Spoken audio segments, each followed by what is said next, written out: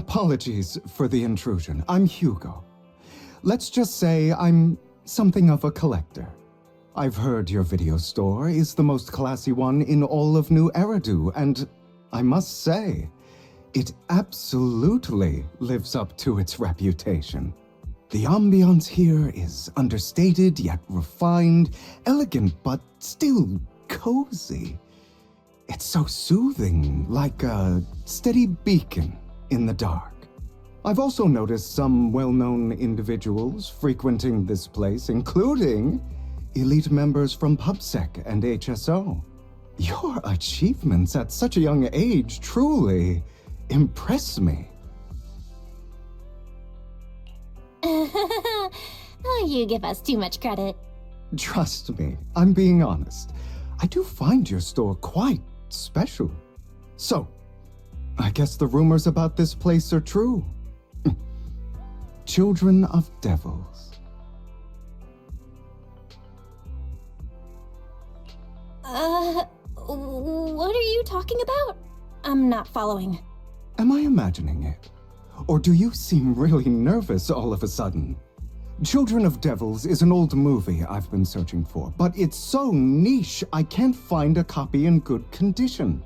Or perhaps, did this movie remind you of something else?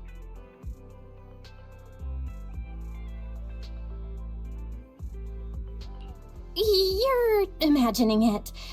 I'm just surprised there's a movie we haven't heard of. No worries. Like I said, this movie is rather niche. Despite the word devil in the title, it's actually about vampires.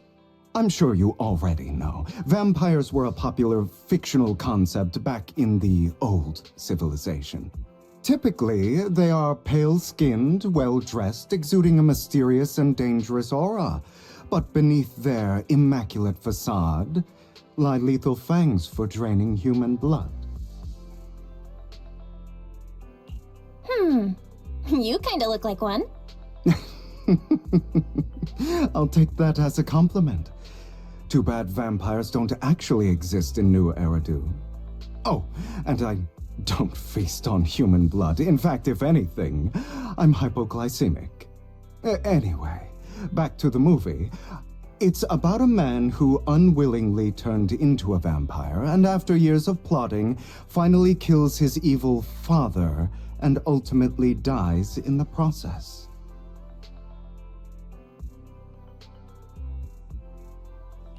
So, it's about patricide.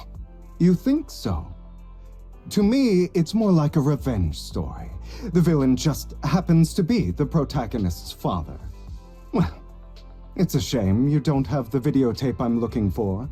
I'll just grab a copy of every movie you currently have for rent. Huh? Oh, thank you so much for your patronage. That's really generous of you. Just think of it as my thanks for chatting about the movie with me. Your store is like a collector's gem in itself. Please, consider my payments here as an investment in a collector's prized find.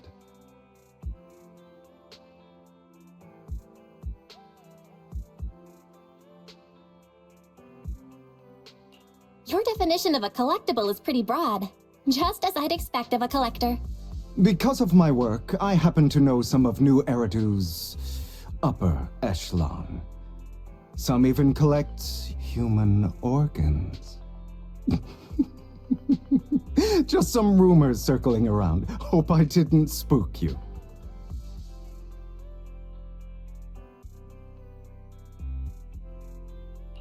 That's nothing. I've seen my fair share of crazy stuff. Guess I was worried for nothing. With so many high-profile individuals visiting here, I'm sure you're well-connected and experienced in various fields. Speaking of which, there's a big industry auction coming up. They'll probably have lots of collectibles, maybe even rare videotapes not on the market. If you'd like to attend, just let me know. Oh, by the way, I saw a marketing event at Lumina Square. Looks like there's a raffle going on. Go, check it out if you're interested. Maybe you'll stumble upon something exciting, especially at a place so close to the upper class. After all, there are always secrets hiding behind the light. Well, thanks for today. I'll take my leave for now. Until next time, my precious friends.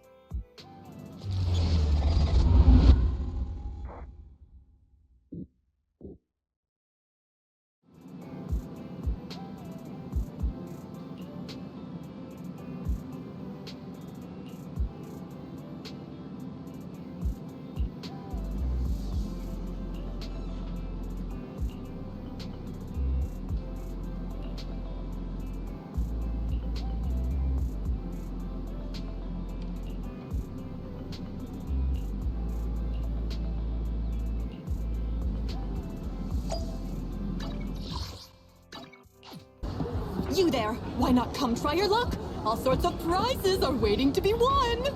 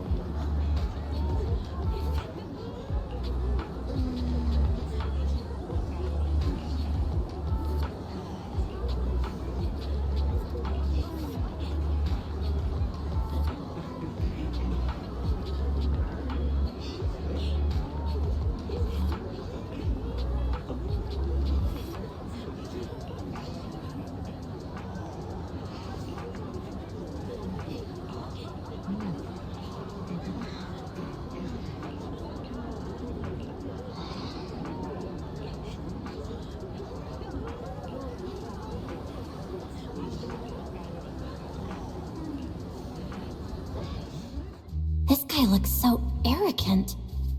Maybe I should take a tougher approach with him. Quit the act. I've seen right through you. You may look harmless, but I know you have a secret identity. Your crafty skills have caused headaches for countless people. Not to mention, you're revered in your field. Everyone knows who you are. Your true identity is a member of the most infamous band of thieves in New Eridu, Mockingbird!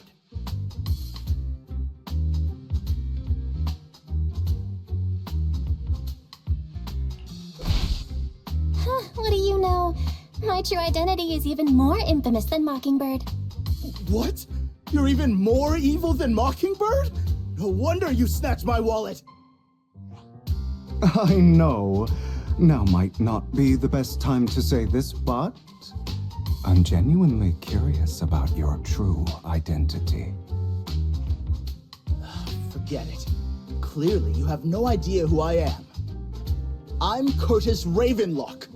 That's right, of the esteemed Ravenlock family from Tops. You'll face consequences for crossing me.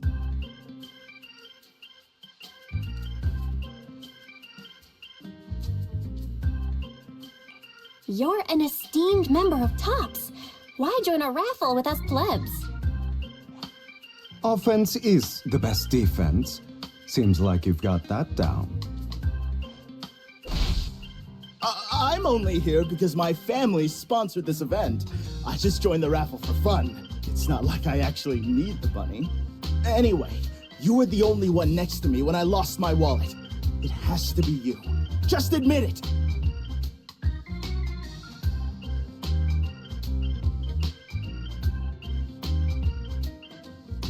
Listen, you can't just throw accusations around. You'll be held accountable for what you say. I did not steal your wallet. But if you insist that I did, let's go to PubSec together. Of course, if you can't prove it, I'll be pressing charges against you. Press charges? That's a bit too extreme, don't you think? Looks like you found the right approach to deal with people like him. In any case, my wallet is missing. It had a ton of Denny's, so someone's got to answer for that.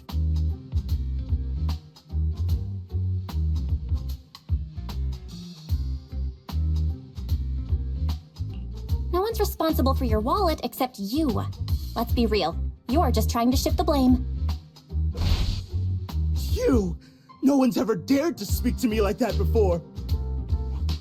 Clearly, your accusation is baseless, Mr. Ravenlock. Your outfit, while elegant, shows unironed creases and noticeable signs of wear. You've likely worn it for a long time.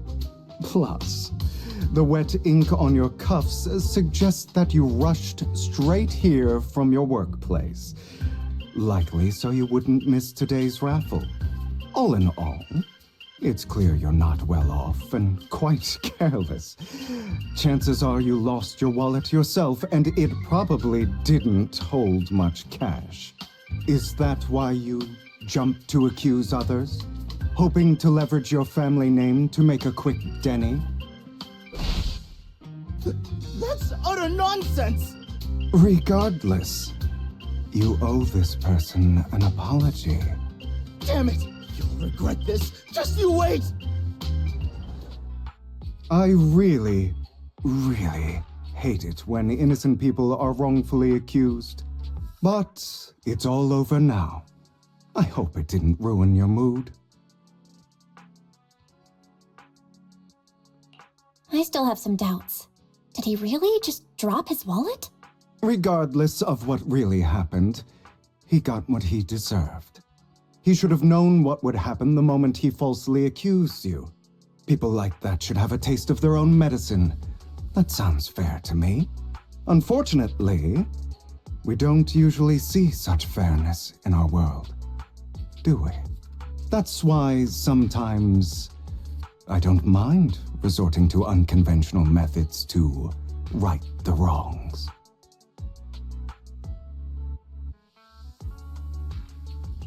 You seem to be implying something. Don't tell me. A good movie never spoils its ending, but feel free to speculate. Anyway, it was nice running into you. Please, accept this raffle ticket to mark the occasion. May it keep you away from shady people and situations and bring you good fortune.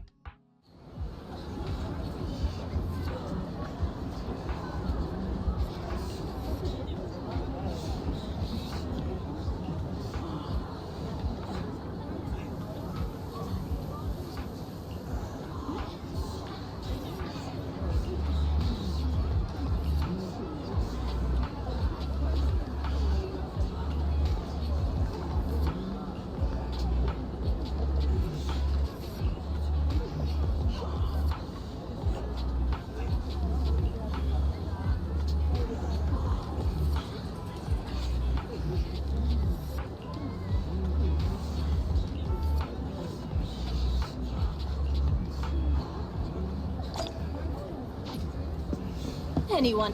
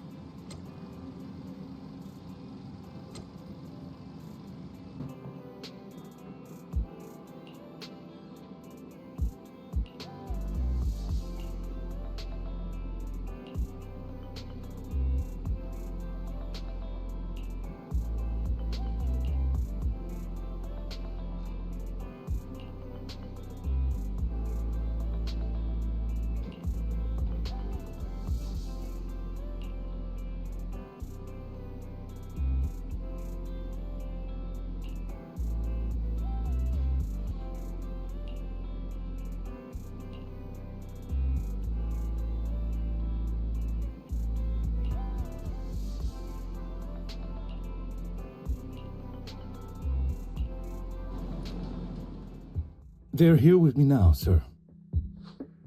I'm glad to have the chance to speak with you, young'uns. Helios Academy used to be a peaceful and comforting place. I know you still can't fully trust me, and I understand that completely. But please do know that I mean you no harm. Your teacher, Carol, and I, we used to be friends. She was a kind person. I was truly sorry to learn that she was the one held responsible for the fall of the old capital. She was innocent. There has to be more to the story. I hope so too.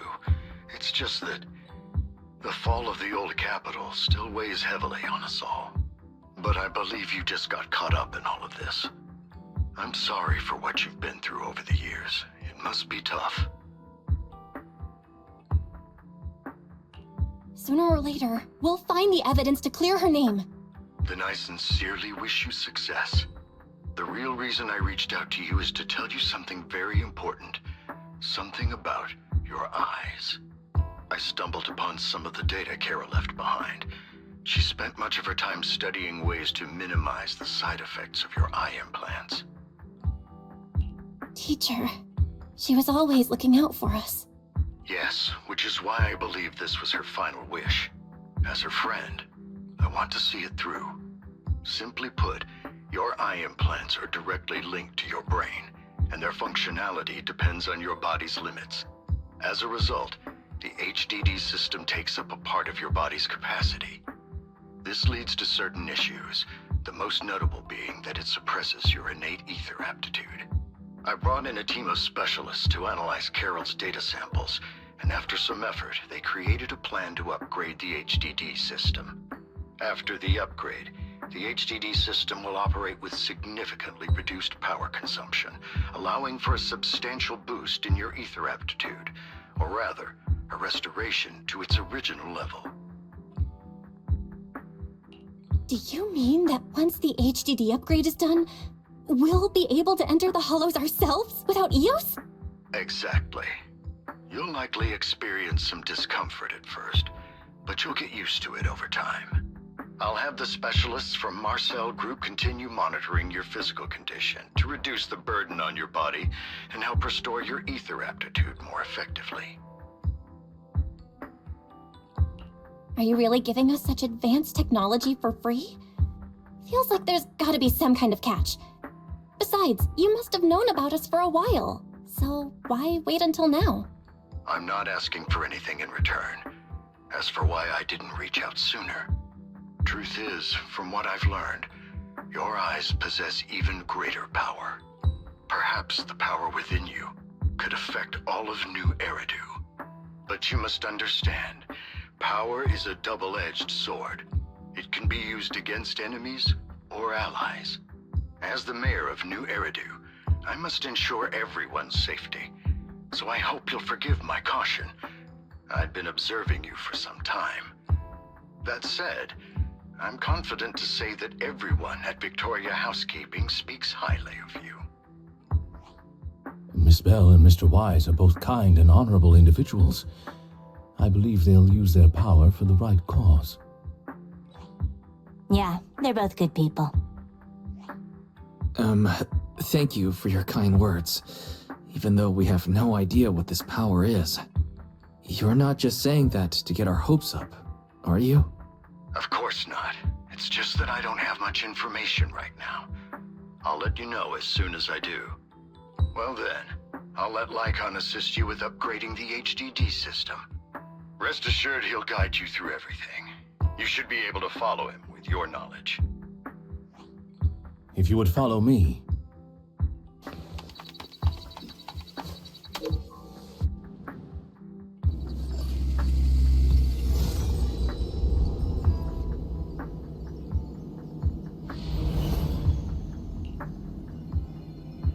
How are you feeling now? All good, I think. Really? I'm feeling a bit off. Your body is adjusting. Give it time to adapt to the changes. As a precaution, Hold off on entering the hollows until you feel better. I see. In that case, I'll sit back and help Belle for now then. It's quite impressive one of you adapted so quickly. Your ether aptitude is now on par with most hollow investigators, meaning you're ready to explore regular hollows. But you must be careful at first. Lycon, Ellen, why don't you two go along? One of the data piles in the hollow near the metro is malfunctioning, and we need a skilled proxy to address it. I'll assign this task to you. Of course, you'll receive fair compensation upon completion. Take your time at the journeys ahead. You've got plenty of time to uncover your full potential.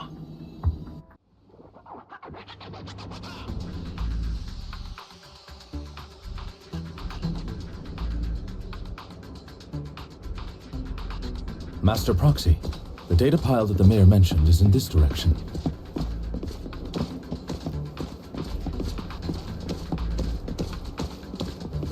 Let's keep moving.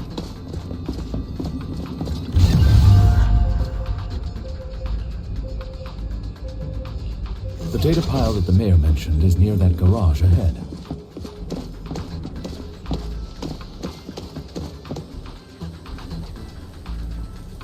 What a pain. There's nowhere else to go. We'll have to move the train.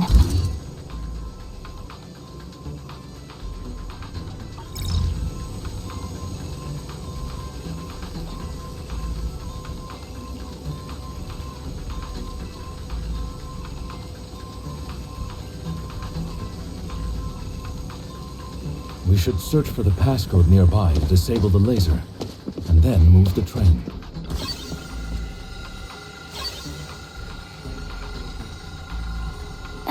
I get it now. We should be able to enter the passcode now.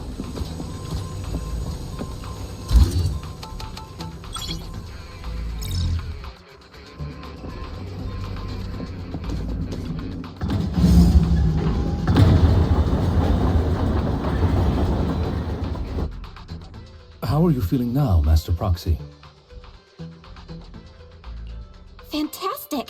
Never been better. I'm relieved to hear it. If you feel any discomfort, please, let us know at once. Yeah, I'll carry you on my back if needed. Really? I want you to carry me right now. Let's finish the task first, Master Proxy. You've always had a sharp mind, and now you've got the muscles to match. Thanks for the compliment? No, I was just thinking. When will you pick up some fighting skills? If you can fight, you can handle things in the hollow all on your own. That'd be pretty neat.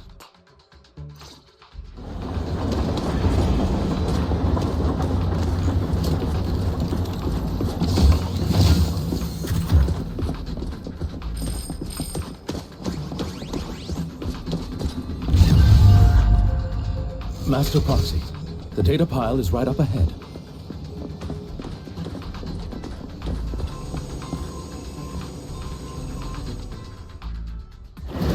Worry not, Master Proxy. We'll ensure your safety. Take this. Thank you. Sorry, I still need you guys to protect me. Looks like I gotta buck up a little. Roxy, you don't need to push yourself so hard.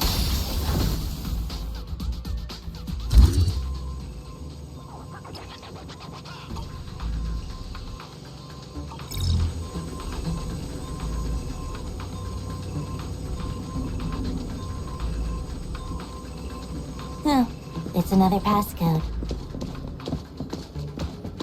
We should be able to find the passcode nearby. Let's keep an eye out for it.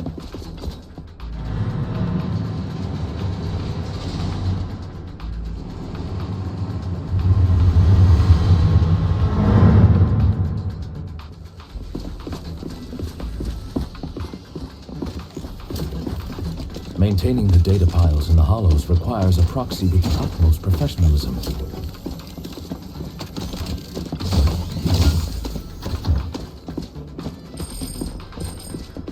It is victorious. Victoria Housekeeping's honor to maintain a professional relationship with an out...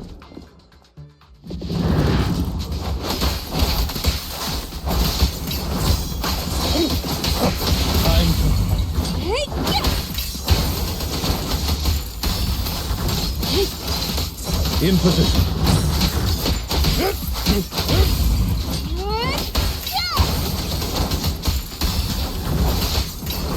Weak spot.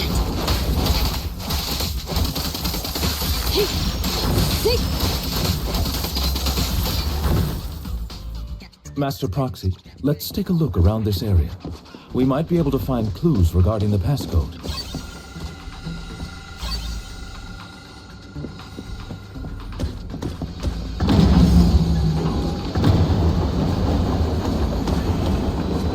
Proxy's moves seemed more fluid in that last battle.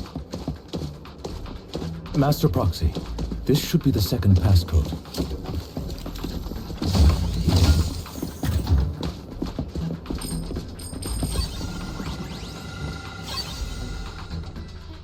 Master Proxy, we've been in the hollow for quite some time. How are you feeling? Take this. Watch out! I feel fine. Nothing out of the ordinary. Okay, boss. That's good to hear. After all, this is the first time you've entered a...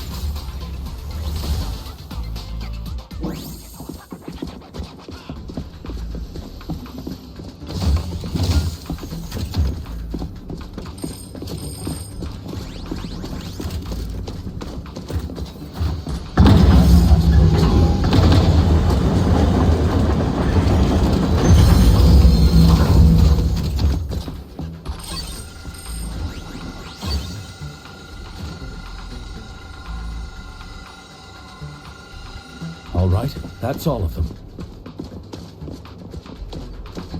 Let us return and open...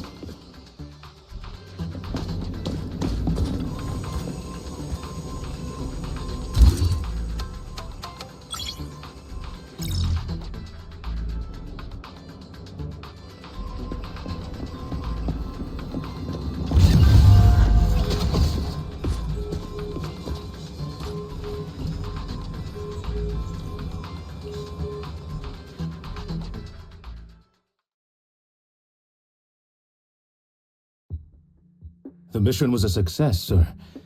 Master Phaethon's performance was outstanding. Excellent. You truly are exceptional. I'll be frank. I contacted you because I need your expertise for an important task. I'd like you to participate in an auction and help me secure an item up for bid. Hold on. Is it the same auction I heard about? The one with all the high-profile attendees? Yes, that's the one. I knew asking you was the right choice. Since you're aware of it, I'll get straight to the point. It's related to the sacrifice you encountered. Sacrifice? Has it appeared again?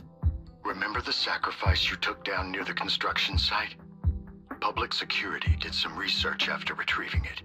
It turns out it can maintain its form outside the hollow and carries human genes. Within it, we extracted a mysterious core. This core possesses the same inexplicable power as the sacrifice, allowing it to exist without relying on ether. However, the core was recently stolen from the most secure lab in New Eridu. We suspect this is an inside job rather than an external theft. We searched extensively without success, until I saw the auction flyer. The core has been concealed within an auction item. So you want us to bid on it at the auction. But why us? The power of the sacrifice is highly volatile and destructive. We must keep it confidential, at least for now. And I, as mayor, am not suited to participate in the auction myself. Plus, I'm running checks on my inner circle due to the theft. Frankly, there aren't many people I can trust. Don't worry, the funds are covered, and Victoria Housekeeping will be assisting you. Of course, this hinges on one condition: your willingness to aid me. All right, we'll give it a shot. Thank you very much. I knew that I could rely on you. The only hurdle now is the invitation. It's exclusive to Tops, so obtaining one might take some time. I'll handle that promptly. I'll leave the rest in your capable hands.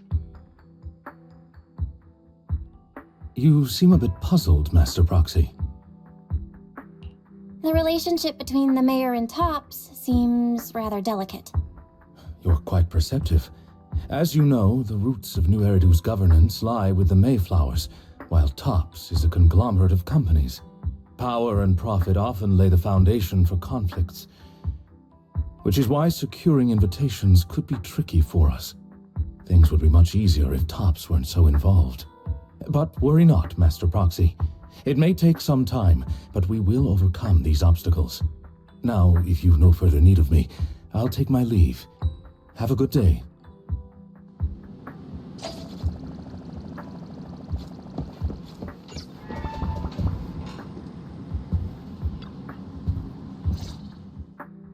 Didn't that collector Hugo mention if we wanted to attend the auction to give him a call? But he didn't leave us with his contact information. Odd, right? If he wanted us to contact him, why not leave a number? Did he just forget?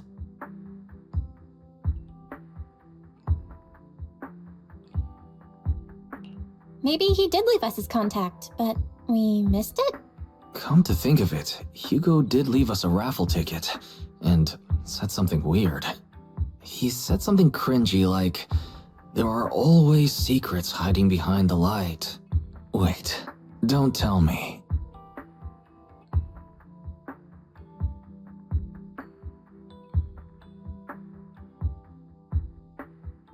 I get it now. This guy watches too many detective movies. Anyway, let's try contacting him. Aha, it's you, the manager of my favorite video store. Glad you've cracked my little puzzle. I've been waiting for you to contact me. I was worried I might have left a bad impression. Actually, I have a favor to ask. About the auction you mentioned.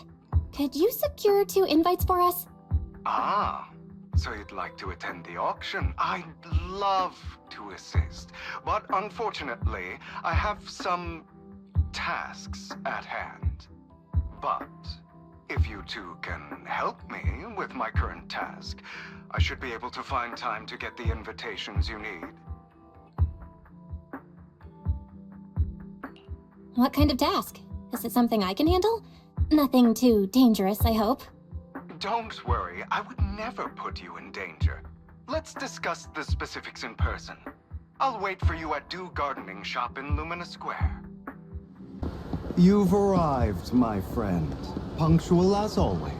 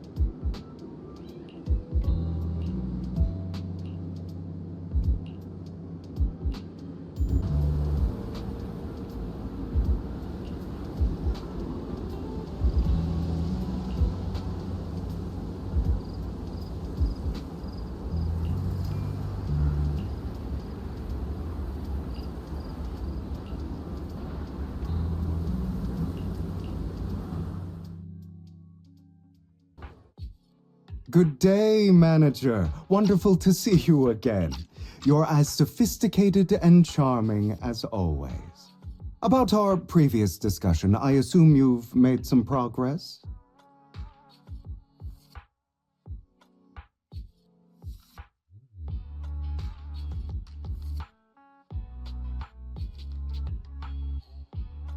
I see. Looks like it's more complicated than I thought. I appreciate your help. Here are the promised invitations for you. One was mine, but I won't be able to attend as I'll be occupied that day. I had to pull a few strings to secure these invitations, so please don't mention where they came from. Otherwise, someone might come hunt me down.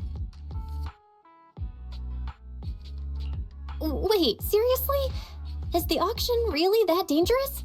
Well, when you dance with sharks, you can't avoid risk. But I have faith in you, dear manager. I'm entrusting you with my life. Don't worry, my lips are sealed. And so are my brothers. I've been meaning to say, you're so close with your sibling. I'm kind of jealous. What's your view on family ties, manager? It's a bond you have to maintain carefully. Even as family, we might not fully know each other. For example, someone who was like a mother to us loved us deeply, but also kept many things from us. Mother. Huh. For me, that word only brings fear, pain, and hatred. I once had a half-sister. Different mothers.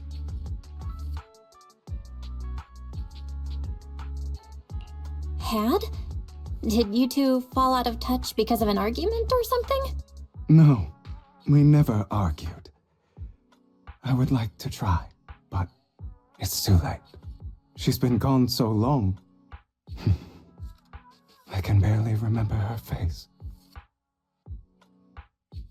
I'm sorry. I didn't realize it was a sensitive topic. My condolences. It's okay. I brought it up first, and it was ages ago. Anyway, back to what we were saying. It's highly likely that Hartman will be at the auction as well. As you know, while he's the rightful heir to the Ravenlock family, he keeps many secrets. Should you cross paths with him in the future, be cautious. He's sitting up on his high horse looking down on everyone else, and he'll do whatever it takes to get more power. I hope these upper-class people eventually face the punishment they deserve. Too bad the scales of fate lean one way or another, unless someone steps in to tip them back. I digress. That's all for today. I have some errands to attend to, so I'll take my leave. Have fun at the auction.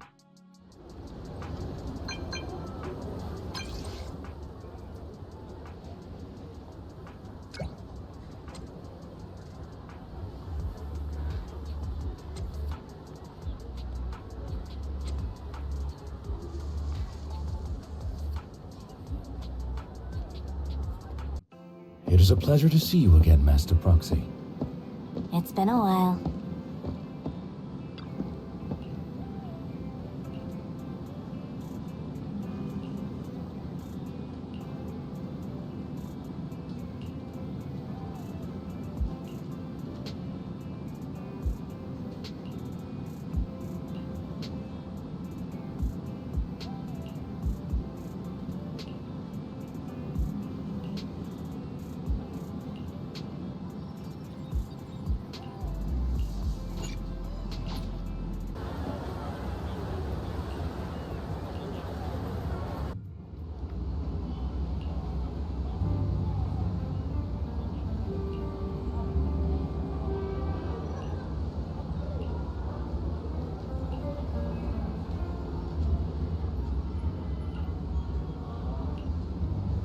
Lies, deception, betrayal. I see swirling mist, shrouding the truth in a deep, enigmatic haze. Found you. Chosen one. You are exactly as I thought you'd be. Chosen one? What's that? Sounds like something from a tacky novel that was popular a decade ago. Words can only convey so much, so it's understandable if what I say doesn't make sense to you now. But you'll know what I mean soon enough. Young lady, I know you might think I'm lying, but I'm telling the truth. That item was my late husband's keepsake, and I had to pawn it due to financial difficulties. But I can't bear to see it auctioned away to who knows where. I'd never be able to get it back. Please help me bid for it. There's a hidden flaw in that item. If you point it out during inspection, it will be withdrawn from the auction and returned to the pawn shop. That way you won't have to pay for it. In return, I'll offer you some compensation. It may not be much, but it's all I can manage. Please. Mom, please don't cry. Your story might be genuine, but your intention is not. Besides, this has nothing to do with me. Your misfortune is not my concern. Young lady, You don't look like you're struggling for money. How can you be so cold-hearted? I'm sure this refined individual here feels the same way.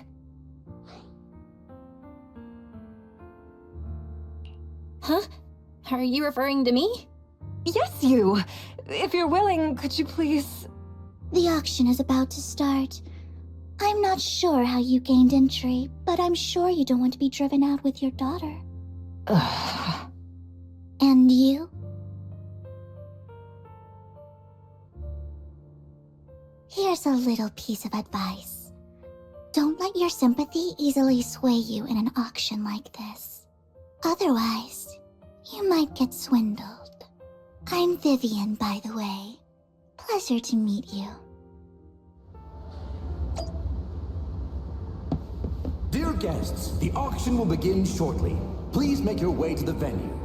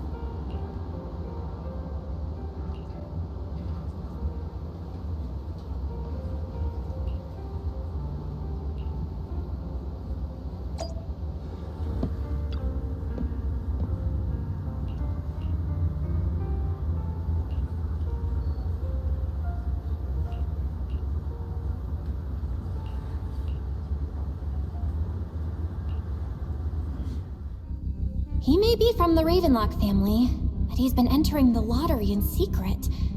Maybe he's not as well off as I thought. Ugh, what rotten luck. I didn't expect to see you here. I won't back down this time.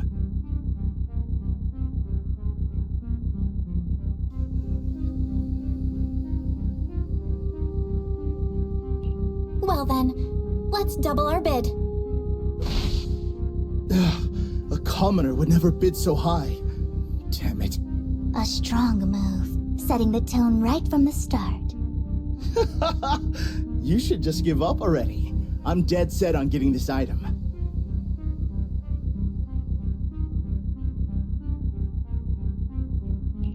Good luck to you.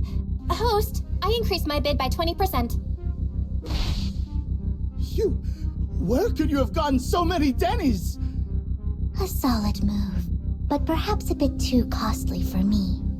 Okay. Let's not rush into inflating the price. Seems like it's just the two of us interested in the item. Why don't we discuss this in private first?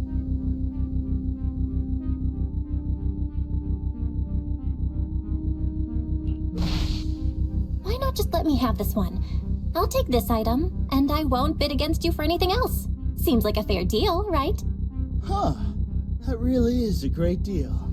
Yeah, right. Do you think I'm an idiot? Well, your trick is out in the open. Maybe a bit more finesse next time? You're really stubborn, huh? Is it really worth arguing over such a small collectible?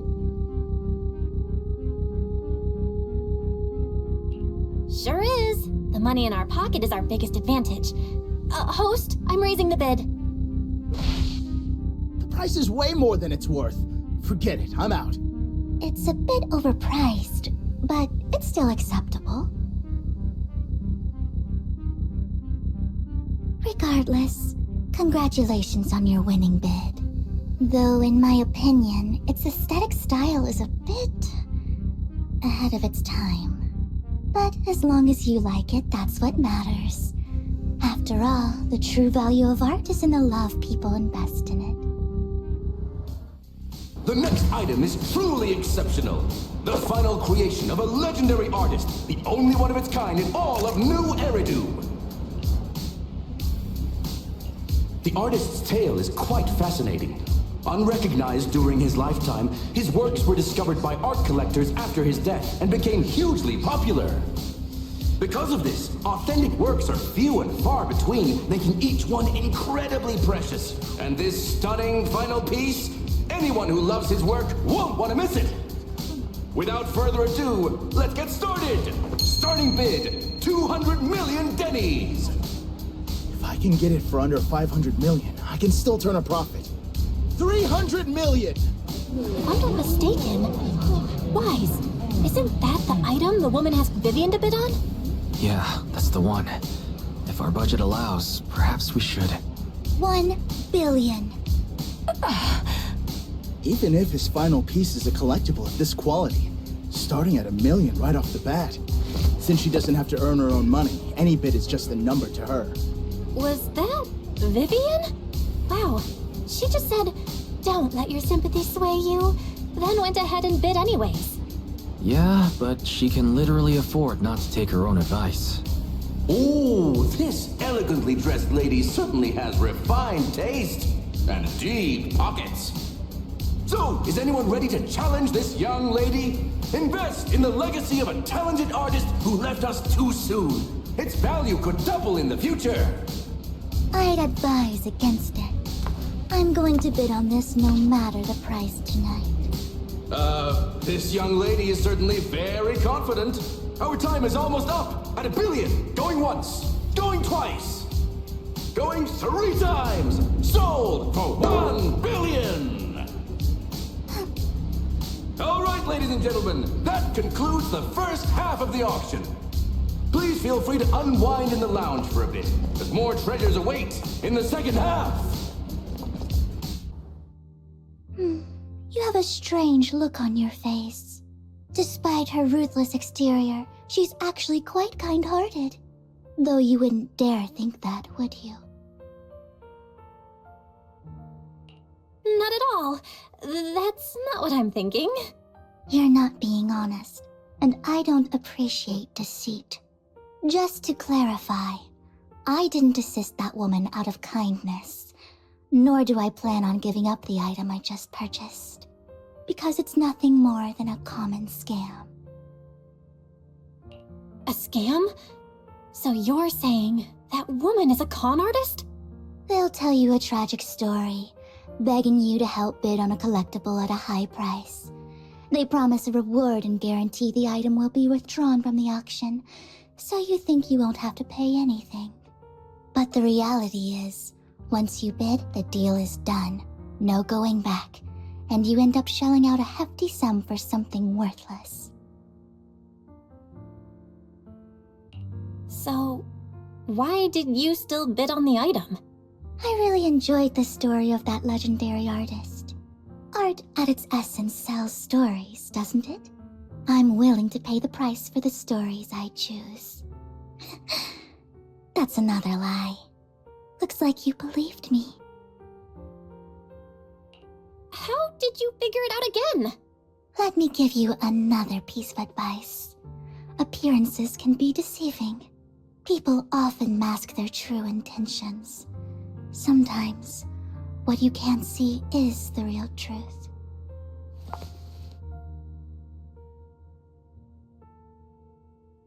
I hope next time you'll accept my invitation, and not that of these pretenders.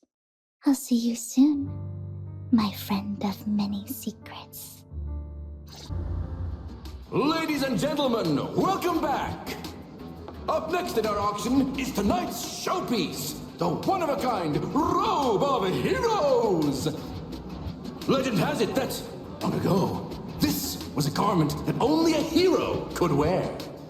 What's truly fascinating is the unique gem embedded in the collar of this robe. It's unlike any gem I've ever seen. Almost magical.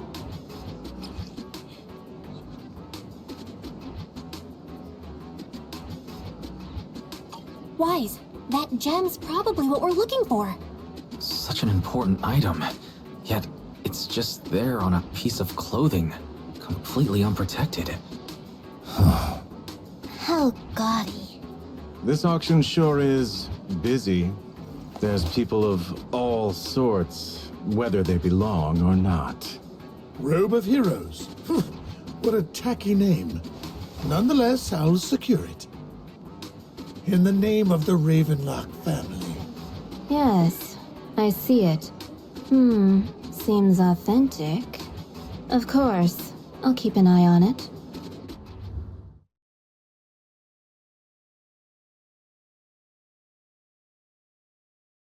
I didn't expect this to drag on so long. I believe there is no meaning in continuing this senseless bidding war. Frankly, wasting time irks me more than squandering money. So, my friend, let's cut to the chase. What did you have in mind? This man is pretty shrewd. Maybe I should match his energy.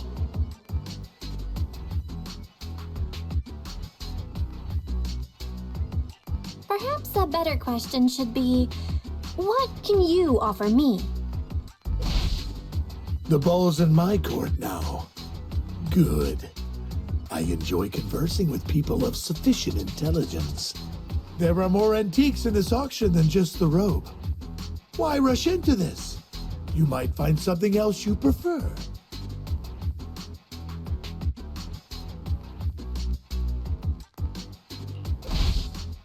Actually, I know the secrets of that robe. Really? So there is something more to the robe. Our opponent seems quite astute, Master Proxy. Let's avoid anything that might raise suspicion. The Ravenlock family always gets what they desire. If you have any doubts, feel free to ask around.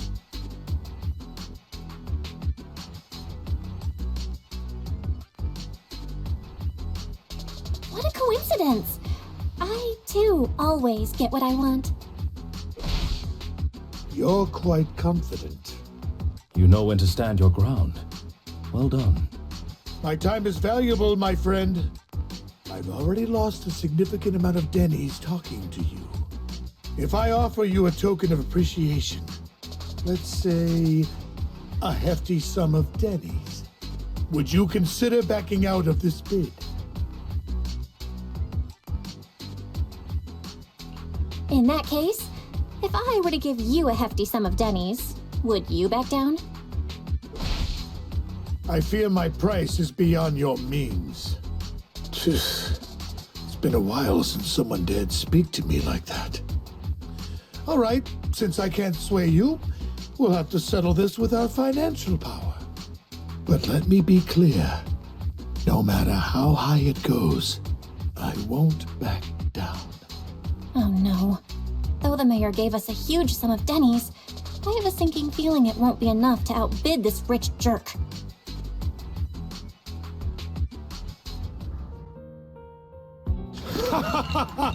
Thank you, everyone.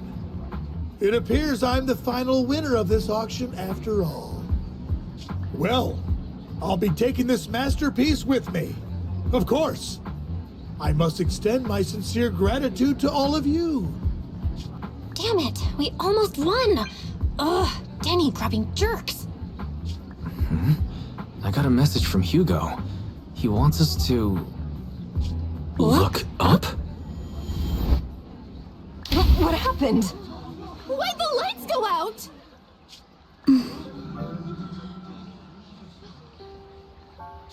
What's going on? The power went out? Mommy! I'm scared. Ladies and gentlemen, welcome to tonight's auction. My apologies for the long and dreary opening. Losers always have a lot to say. That guy looks familiar. Is that... What are you all standing around for? Someone deal with this intruder! How uncouth. I'm simply here to reclaim what's rightfully mine. You! When did you? Well then, tonight's show is coming to an end. I wish you all a lovely evening. Yours truly, Mockingbird. After him! Catch that thief, or forget about getting paid tonight! I can't believe he's here. And his target happens to be that core, too. Forgive me, Master Proxy, but that... Mockingbird and I have... history. He might find it surprising, but I know him too. You do?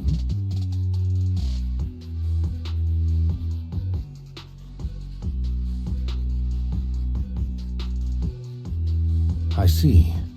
So that's how you know him. Years ago, we founded Mockingbird, the Phantom Thieves Syndicate. Things started off well.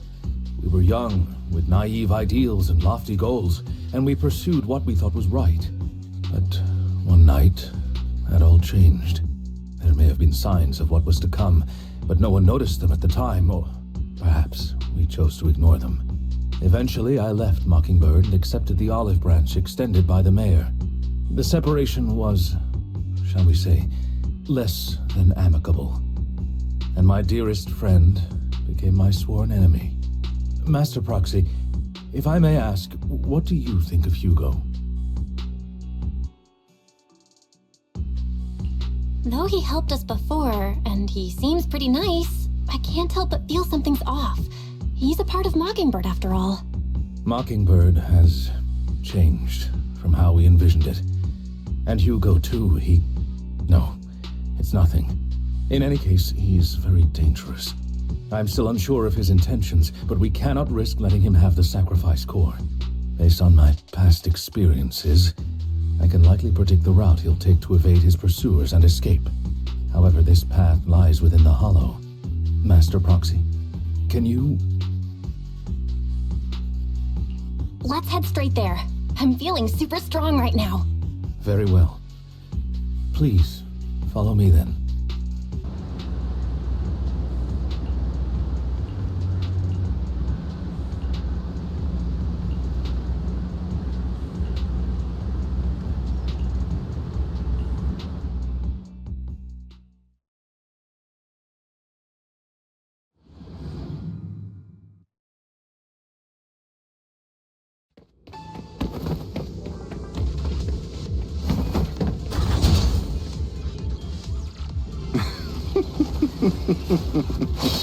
As I thought, Hugo really is here.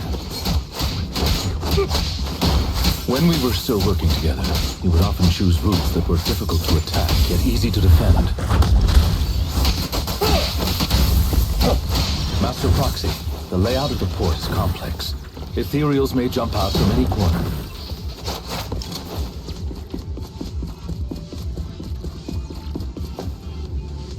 Do be extra careful.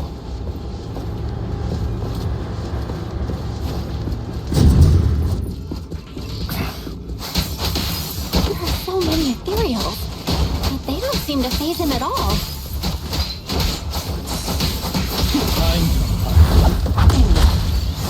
Though I am loath to admit it, that man is quite formidable.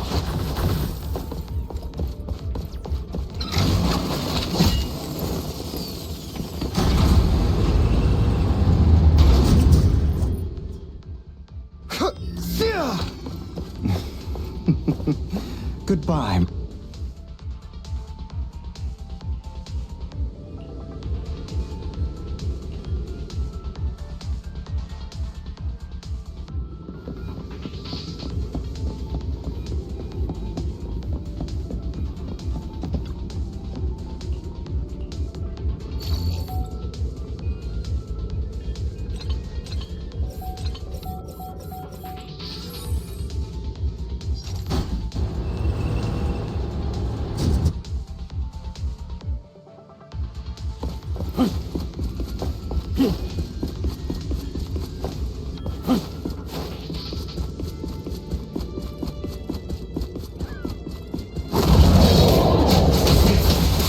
Careful, or you'll get hurt. I'm not going to let you have your way. Master Proxy, that's one of Hugo's weapons. Make sure to avoid it. He's extremely familiar with this place. Master Proxy, dragging this out will only be to our disadvantage. Let's proceed through here post-haste. The mechanism here isn't damaged. It's still functioning normally.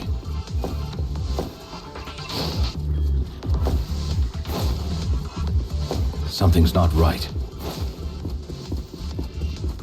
It feels too easy, almost as if you let us through on purpose.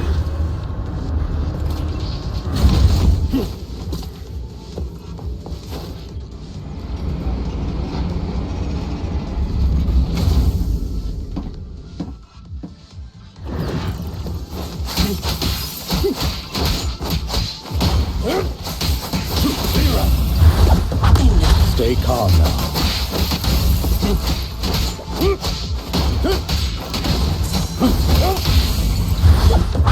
Stand still.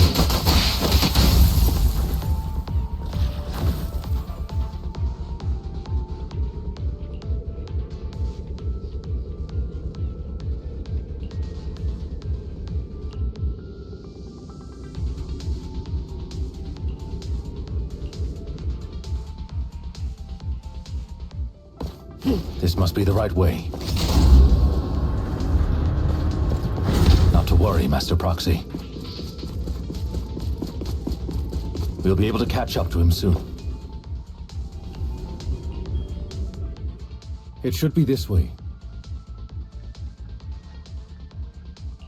Are they from the auction? No, they shouldn't be able to track Hugo here.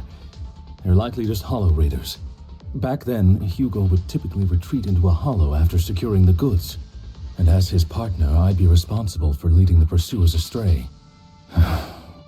I'm unsure if he has a partner now, or who they might be if he does. He was alone the entire time when he approached us before. I see. That's good. It means he must be carrying that core himself. Regardless, Master Proxy, let's steer clear of those hollow raiders for now. Although I'm confident in my ability to defeat them, a clash here might delay us and jeopardize your safety. Our main focus now is locating Hugo and retrieving the gem.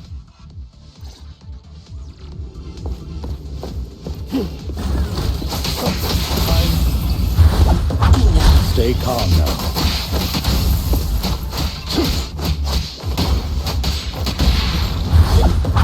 Stand still.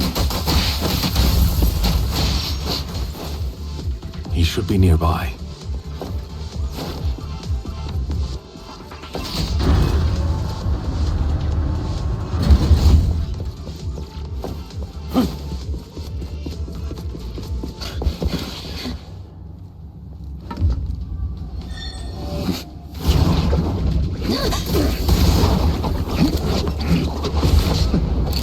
Long time no see, traitor.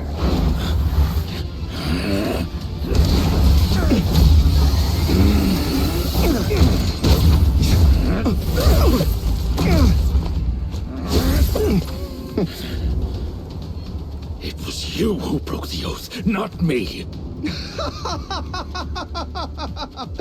You haven't changed, pompous and self-righteous.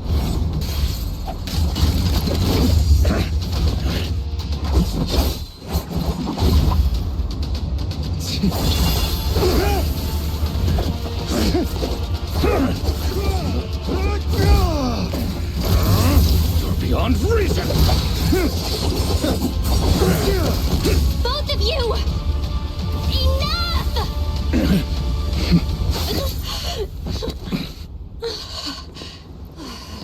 Master Proxy. Are you all right, Master Proxy? Any injuries? I'm fine. I just forgot I wasn't Eos. I thought your attacks would just go over my head. I'm not used to being this tall, I guess. Rest assured, Manager, my blade has always been steady. I'll never point my weapon at my allies, especially not you. As for that oaf, he has no sense of control in the heat of battle, even turning on his own comrades. I'd thank you not to spread lies. What? Are you denying it? I merely spoke the truth, didn't I?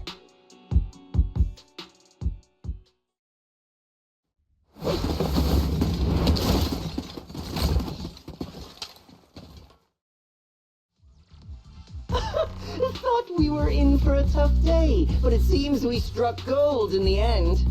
If you value your lives, you better hand over all your etheric resources and any other valuables you've got. I have no conflict with you, gentlemen. I'm here for personal reasons, not to mine ether resources. Cut the crap. It's been a rough day, and we need something to make it right. Whatever your business is, pay your dough or bite the dust. Pay our dough. This is the Hollow. You're not claiming this Hollow as your own, are you? Not even the current mayor of New Eridu would dare to make that assertion. Am I correct, Mr. Mayflower Watchdog? You sure have a mouth on you, pretty boy. Don't push it. We've buried idiots like you in the Hollow before, and soon you'll be joining them. I'd urge you to reconsider. Huh? Unfortunately, your kind advice has come too late. They've already worn my patience thin. Oh, help me! Scared? Then perhaps you should think twice before you act. You've made your bed. Now lie in it. Sorry, I'm so sorry. Please have mercy. Spare us! We won't do it again! Are you quite done blowing off steam? Don't kill them. I'll hand them over to public security once we're out of... Who do you think you are to tell me what to do? They weren't planning to show you any mercy, yet you forgive them so easily. You haven't changed at all over the years, Lycon. To hell with you and your foolish fantasies of being some almighty savior. Haven't you learned your lesson from what happened with your eye and legs? My principles remain unshaken. No one has the right to take another's life. Sinners deserve punishment. Do you know how many lives they've taken? I'm merely delivering the justice the world needs. It is not our place to pass judgment. I know I will not sway you. There's no point in continuing this argument. I will stop you. I always will. Go ahead and try. I will defeat you. I always will. Be prepared to kneel before me, traitor. You talk too much.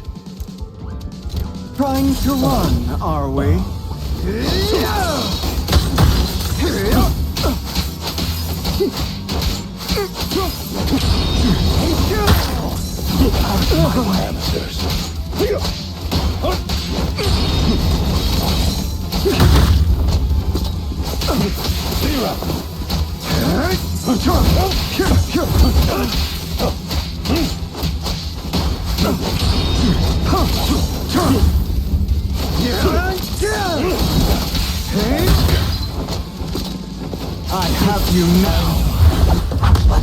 see.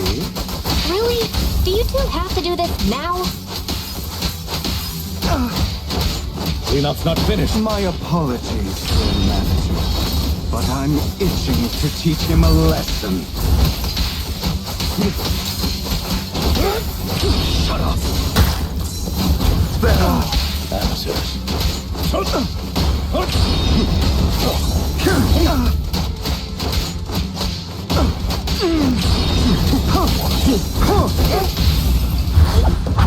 Damn.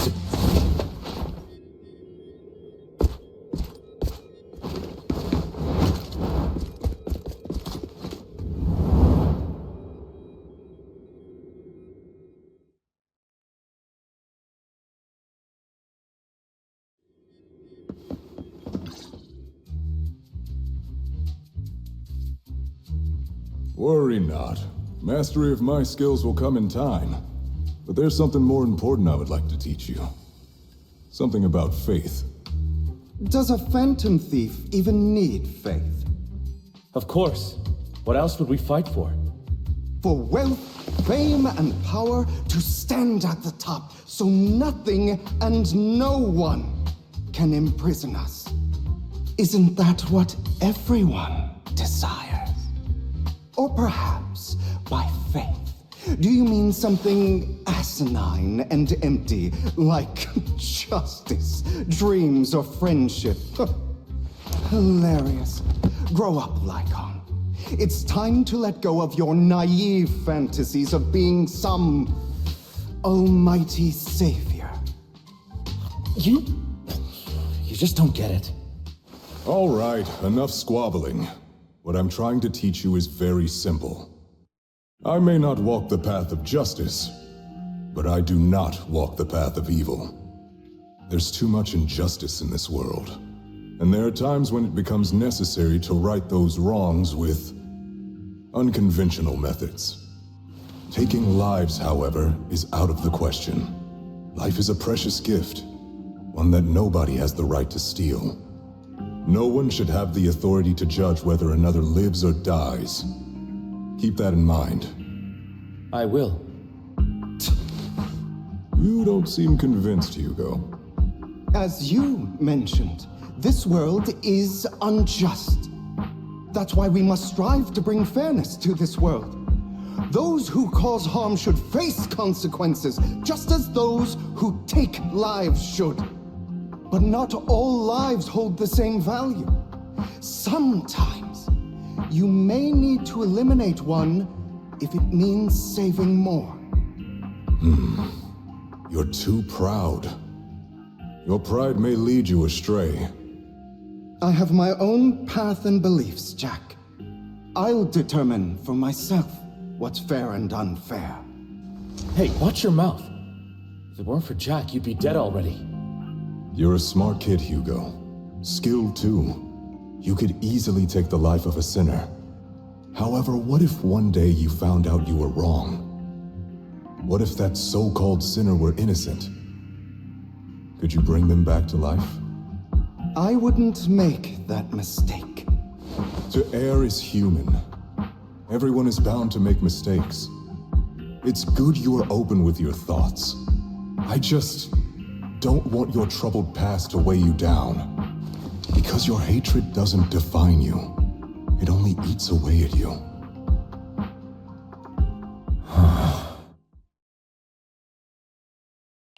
What's wrong, Lycon? You've been quiet for a while now. My apologies, Master Proxy. I was just reminded of some past memories. Before Hugo and I founded Mockingbird, we had a mentor, Jack. He took us under his wing when we were in dire straits, imparting his skills and life lessons. But Hugo didn't agree with his viewpoints. Perhaps our paths were always fated to diverge.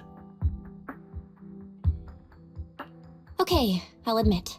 I've been itching to ask, why did you two split up? Mockingbird, faced numerous triumphs, but also setbacks, and one of them was a disastrous one. Hugo.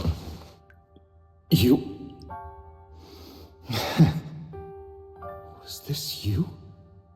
All this? So what if it was? Have you gone crazy? Have you been planning this all along? You'd bury all these lives in the name of vengeance? They deserve to die. Especially my so-called father. I should have killed him a long time ago. A really long time ago. You know what, Lyca? There's some people whose only purpose in life is to bring more suffering into this world. Sometimes murder is what brings justice back into this world. And for that, I must stain these hands in blood. Enough! I can't trust anything you say anymore. I'm leaving Mockingbird, now! Where are you going? Anywhere. Someone from the Mayflowers got in touch with me before. Are you mad? You know what those hypocrites in city administration are like. They're no different from tops. We fought them together all this time, and now you're leaving to serve as their lapdog. Are you going to turn your back on Mockingbird? Turn your back on me? The mayor is different from the others. But it doesn't matter. I'm not going to even try convincing you. As your friend, I'll give you one last piece of advice. Please, stop here. Otherwise, the day will come where your hatred and ambition will consume you. My apologies, Master Proxy, that you had to hear such an unpleasant tale. Hugo came from a powerful family, and his relationship with them was always strained, especially with his own father. So much so that Hugo wanted to personally put an end to him. After shouldering a mountain of injustice, Hugo ran away from home. That's when Jack and I met him. And that setback that Mockingbird suffered turned out to be intimately connected to his family. I had thought it was just a normal mission, when in fact he was plotting revenge. He took advantage of me and everyone else there. I do not mean to pass judgment on him and his decision, but I refuse to accept a partner who is willing to trample over other people's lives for their own desires. Perhaps his family left a mark on him that continues to influence him to this day.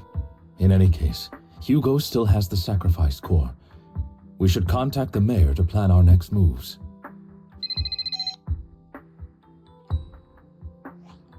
A pleasure to speak with you again.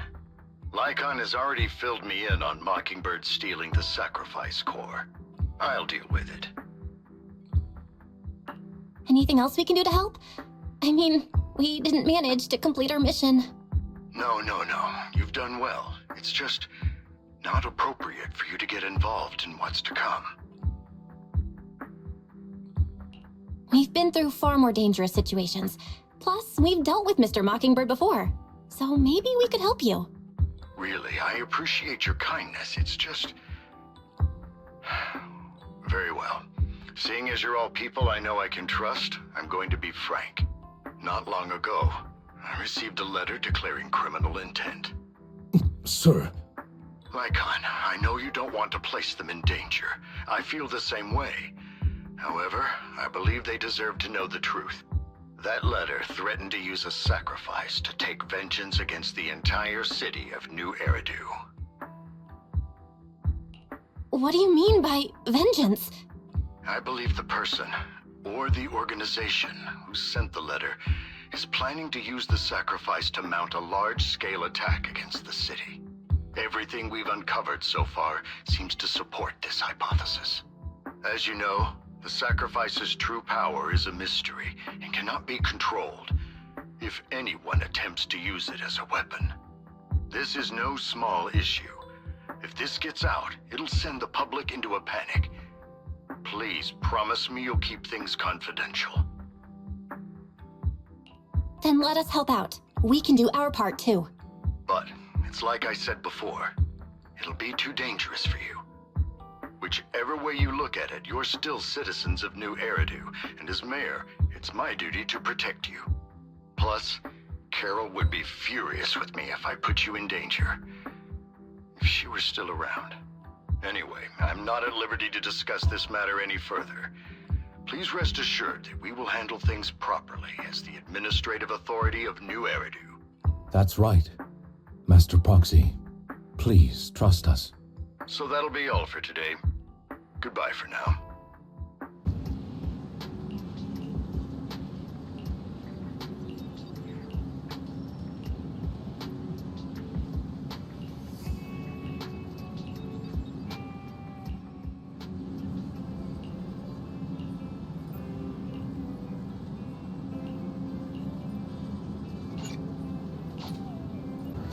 I'll have to work overtime to finish this mission report.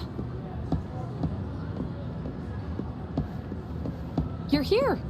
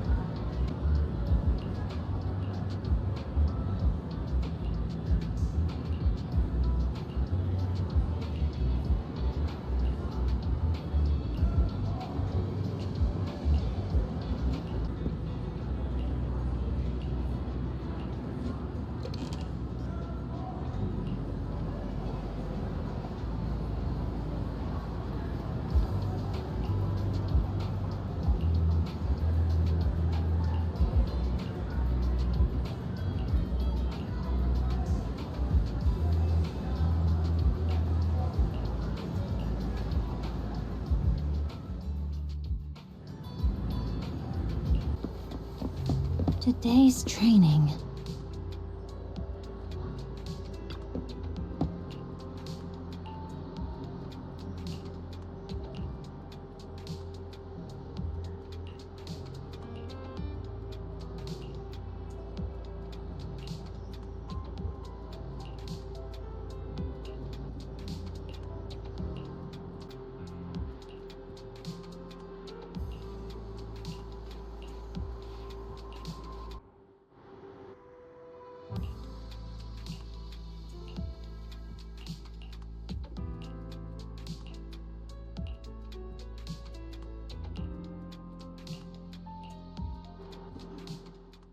All right, let's get started.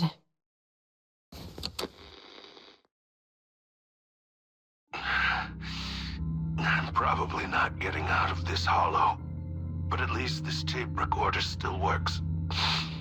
Let's say these are my last words. I gave away my anti-corruption equipment to save those civilians, so I'm not in good shape.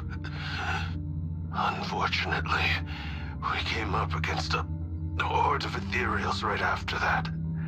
I rushed over to fight them off and tried to save the civilians, but in the thick of all the fighting, I turned back and realized that I was somehow alone.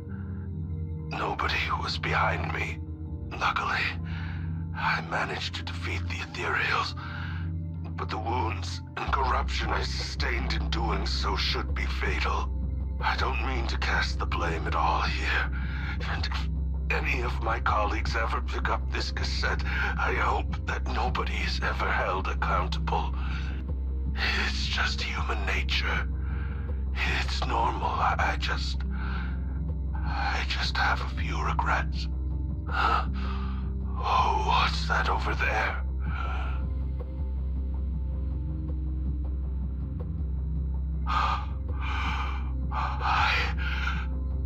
I've seen a miracle.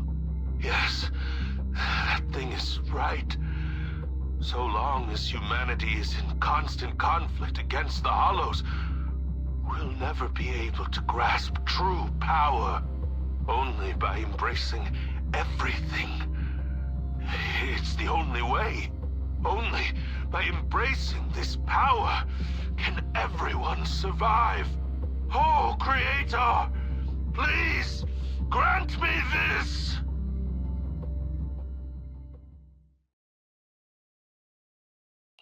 Are you okay, Jiyuan? Don't be so sad. Thanks. I'm okay. It's just...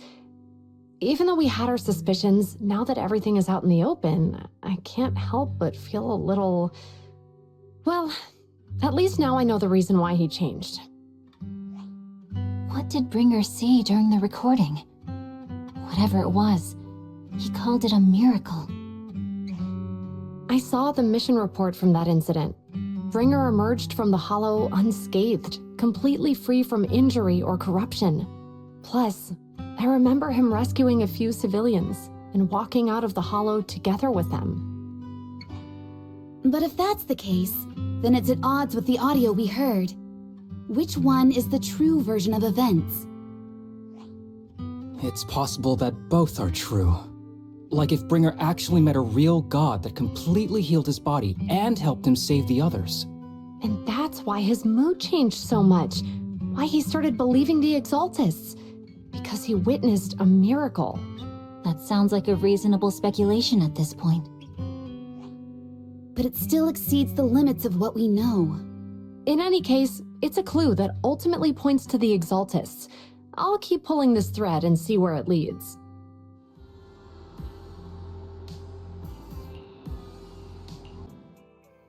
We meet again, Master Proxy. I imagine you've already managed to gain some info from the conspirators. About some people who wish to use sacrifice to launch an attack on New Eridu.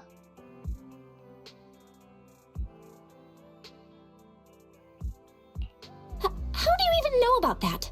I only just found out myself. Because I've been watching you this entire time. I know many things. But unlike those hypocrites, I'm willing to share info with you to show my sincere hopes of working together. I need to find Bringer's belongings. Bringer's belongings? Did he even leave anything behind? Oh, he did. I have complete confidence in my intelligence network. All the more reason for you to work with me. You've probably already guessed, but what Bringer left behind will be crucial for cracking the alleged sacrifice attack. Find it, and we'll finally know what they are after.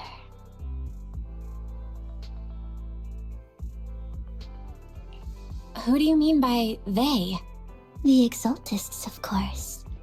They're always lurking whenever something related to sacrifice comes up. Actually, the Exaltists and I, we have a bit of shared history. But no more than that until you officially agree to work with me.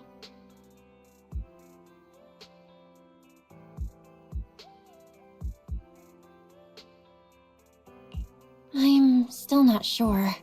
What's not to be sure about? We both share the same goal and I won't harm you. By the way, might I ask, you're not proficient at in-hollow combat, are you? Well, that's not really what proxies do. As I expected. Not to worry. You're an invaluable proxy. All I require is for you to guide me. I mean, not even my darling Lord Phaethon can fight in the hollows. Hang on. What did you just say? Your darling Lord Phaethon? That's right. The best proxy in all of New Eridu. Lord Phaethon. Don't tell me you don't like him. You're probably not going to believe this, but I'm actually Phaethon. You're an outstanding proxy, that's true. But Lord Phaethon's a cut above. No one could ever replace Lord Phaethon. But I know how you feel. You're actually one of Lord Phaethon's fans too, aren't you? So he's your biggest role model in life and you hope to become just like him, right?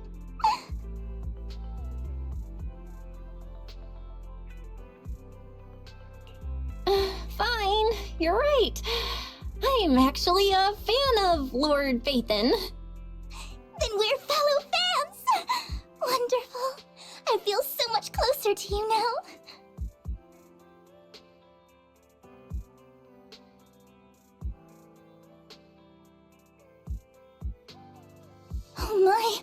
Once I start talking about Lord Phaethon, I just can't help myself. Look at the time. I suppose that's all for today then. I'll be in touch with more news.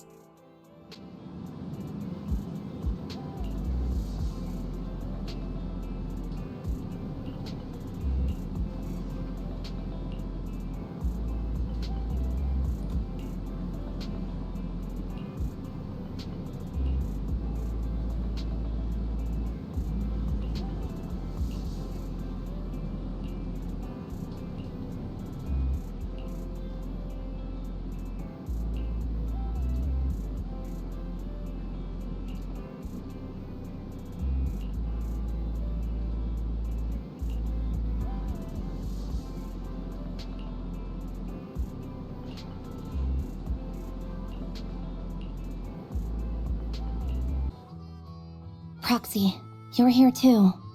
I didn't expect to run into you here. What are you two doing here? And is that a new look I see, Ambi? I'm here to investigate that incident.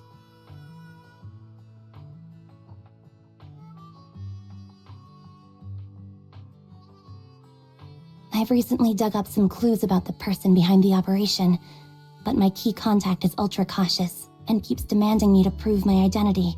So, to gain her trust, I decided to meet her dressed like this. Now that everything is completely finished, this uniform doesn't really represent anything in particular. For me, it's just another outfit now. We all have to move on someday. I'm helping her. I want to make sure whoever's behind all this is caught. And who's this young lady? Her name's Vivian. She's my friend. We're here investigating a few things ourselves. Ambi, one of the Cunning Hair's most powerful members. And Trigger, an Opal Squad sniper. It's an honor to make your acquaintance. You know us? Looks like someone's done our homework. Is it because of the proxy? You two are practically celebrities. And because of my work, I've got loads of info when it comes to anyone with a name around New Eridu. I see. Seems you're handling your work well. Let's prepare to enter the Hollow. Unless you have any further questions, we'll be taking our leave now. You're going into a Hollow? Proxy, you plan on going in like that? Yeah, that's right. I've recovered quite a bit lately, so I don't need any protective equipment in the Hollows.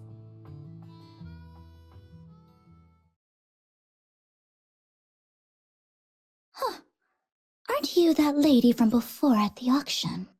Hello. I didn't expect to see you again, young lady.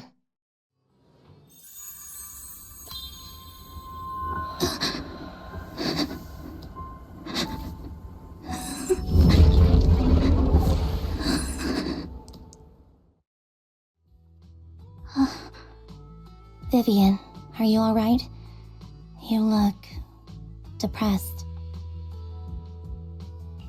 What's wrong, Vivian? Are you feeling okay? It's nothing. I just drifted off for a moment there. So then, what are you doing here? Don't worry. I'm not here to scam you. I'm waiting to meet someone. Don't tell me. You're my contact for intel? That's me. Ambi from Silver Squad, I presume? Pleasure to meet you. All right. I'm going to exchange some information with Miss Ambi here. So if you'll excuse me.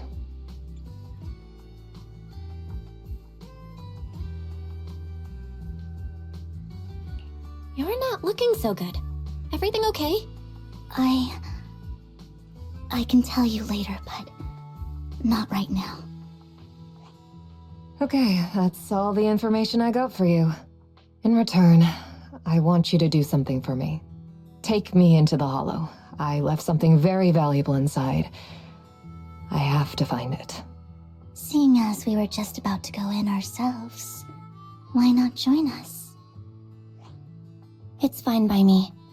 But didn't you say you were investigating something? It's fine. There's no rush. Right, Master Proxy. Huh? Yeah. There really is no rush. Sure, let's all go together. It'll be safer with more people, and we'll find your missing item more quickly. Thank you.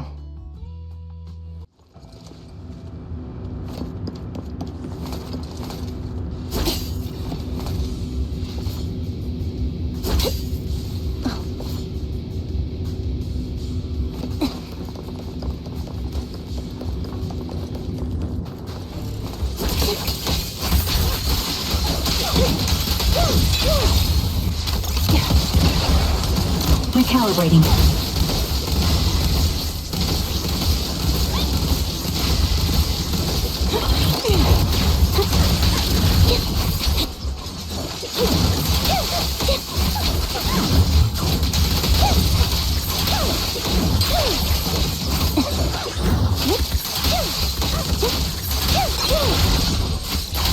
Mind the blind spot.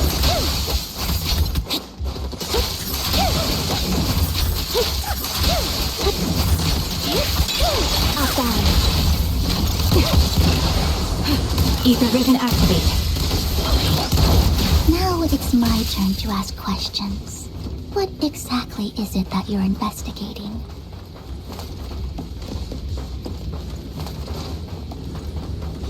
Since you're familiar with the name Silver, then you should know that it shouldn't exist anymore.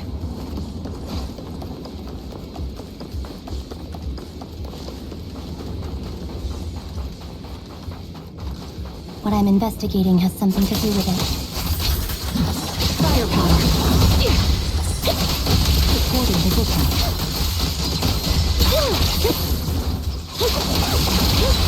The target's weary. Adjusting for wind. Down strategy. This bullet will reach its mark. A perfect conduit.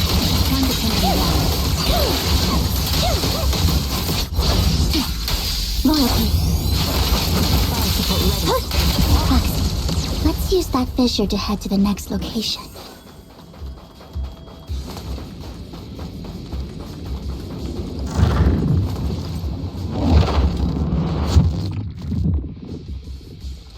This is the place.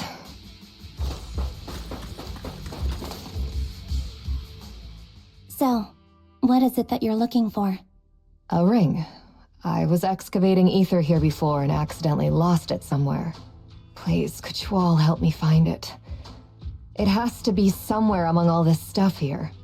Sure, I'll start looking. I'll go with you. I'll stay here with her then. Thanks, but you don't have to worry about me. Go ahead and accompany the others. I'm sure it'll be faster that way. And sorry for wasting your time like this. I know it might sound strange, but I'll be so happy if my daughter grows up to be capable like you.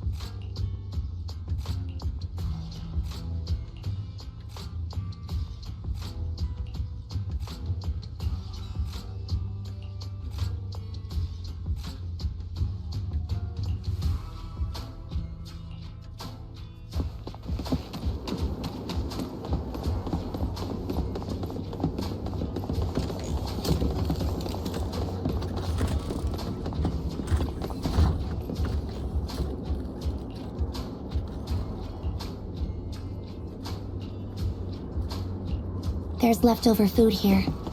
I don't want to imagine what's inside the bag.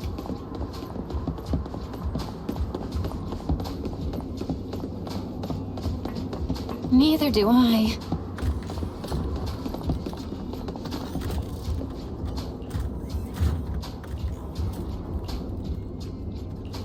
toy that seems emotionally stable. There shouldn't be a ring hidden in it.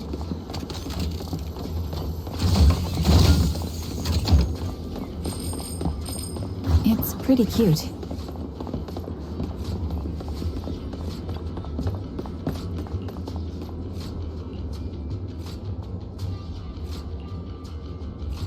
It's a fancy lunchbox? I wonder if its owner is safe and sound.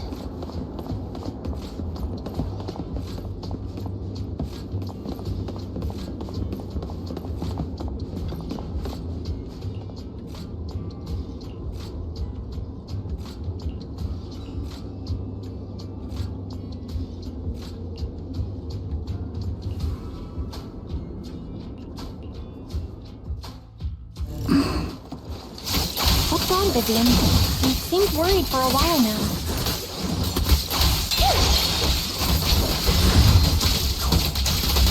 I'm worried about Sienna. Her location should still be safe. I'll take point. Recalibrating. I hope so.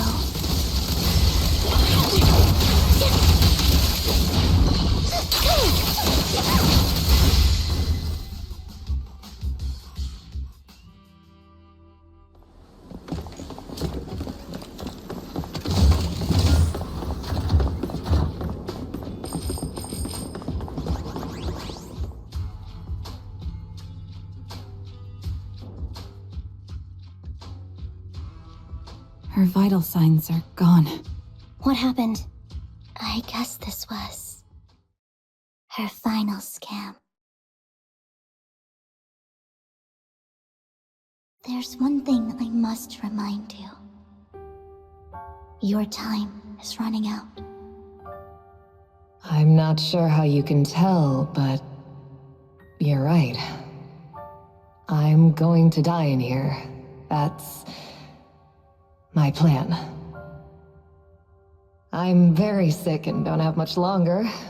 If I try to get treatment, it'll just be a burden on my daughter.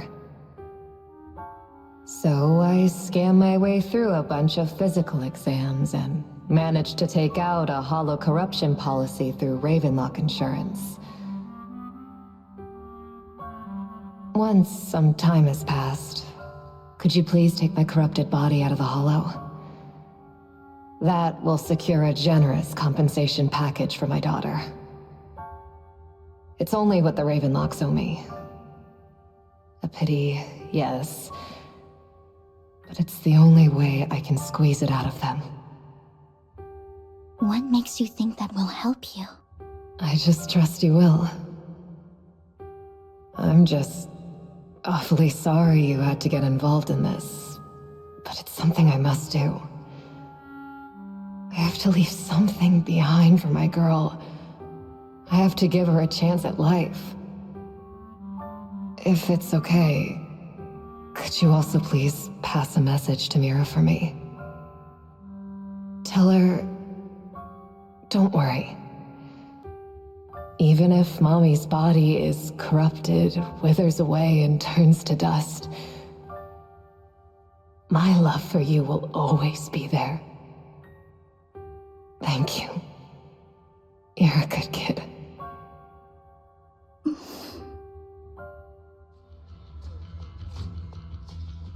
She was betting that we'd help her. So, you were aware of this the whole time? Yes. Because I saw it.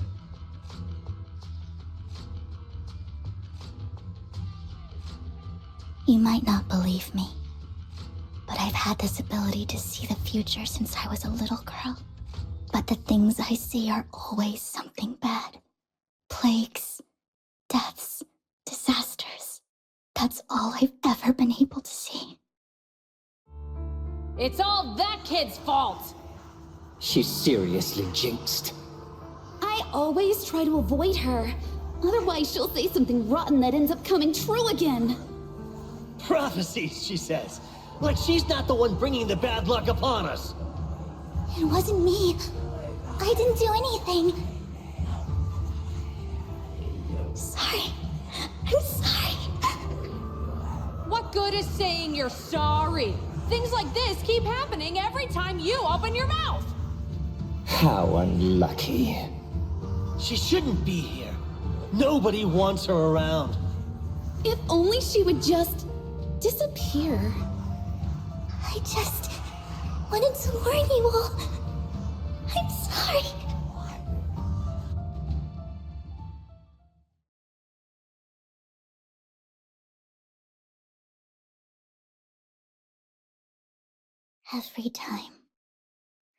Every time it's the same. In the end, there's nothing I can change. Sometimes I even wonder whether it's me predicting these things, or if my very existence is manifesting these calamities. Vivian, it's not your fault. You were just trying to be kind and warn them about impending disasters. I can tell it's never been easy for you. Thank you. No matter what. I just hope she finally gets to rest in peace. I hope no misfortune, whether I foresee it or not, ever happens to anyone.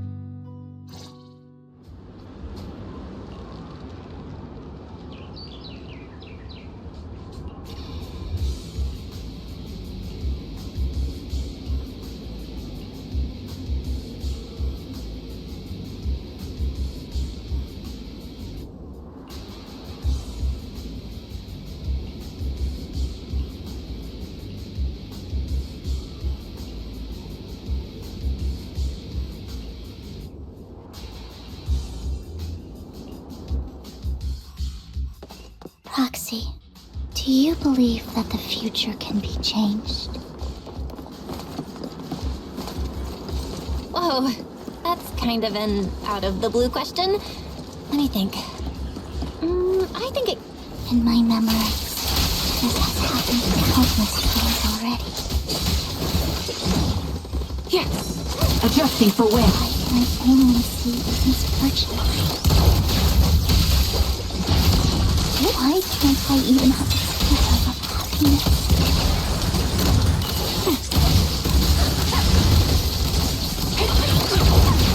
Move behind me.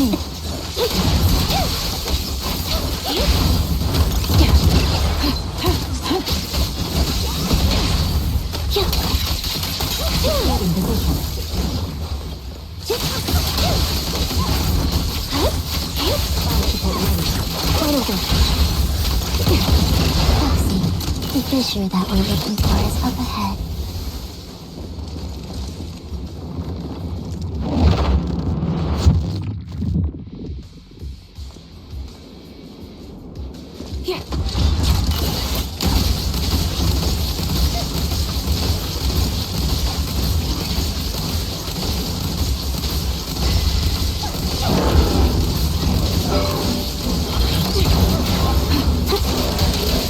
Sniper's Creed. One shot, one kill. What the switch? The melody of combat. A sound strategy. Get ready. Adjusting for wind.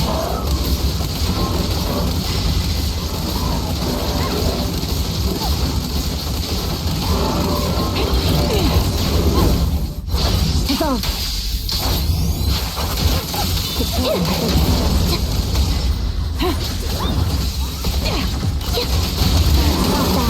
Show no mercy.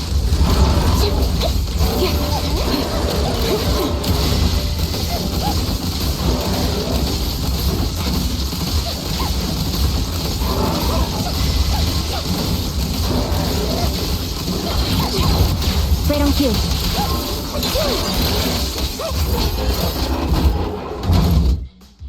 I think it's about time. We should take that lady out of the hollow. You guys go on. Thank you. She gave us the intel we needed, so this is the least we could do. I hope everything else goes well for you. Master Proxy, is there anything you'd like to know? You can just ask. I'm curious about your story, Vivian, but we can talk more once you feel ready. Don't worry, I can wait. You're the first person to ever say that to me. I'd be happy to share my story with you.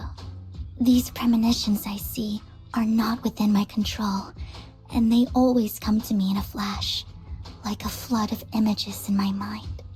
Most of the time, I see death, disease, accidents, and disasters. Of course, there are also some non-fatal mutilations. But every time, without exception, they end up happening. And I can never prevent or change them. That's all I have to say about it. If that offends Master Proxy and you don't want to hang out with me anymore, then I can understand. Why would I be offended? That's just who you are, Vivian. Besides, we're friends. I've always considered this ability as a curse. It's not a curse. If anything, I think you've been given a gift. Thank you. Really. Well, it's getting late. Bringer's belongings ought to be around here somewhere. Let's take a closer look.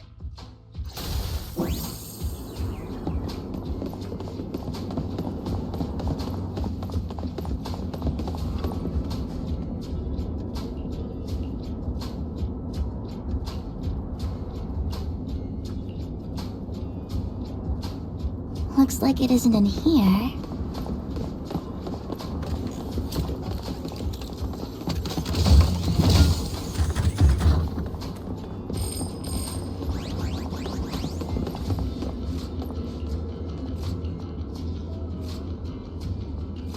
Strange, there's nothing in here.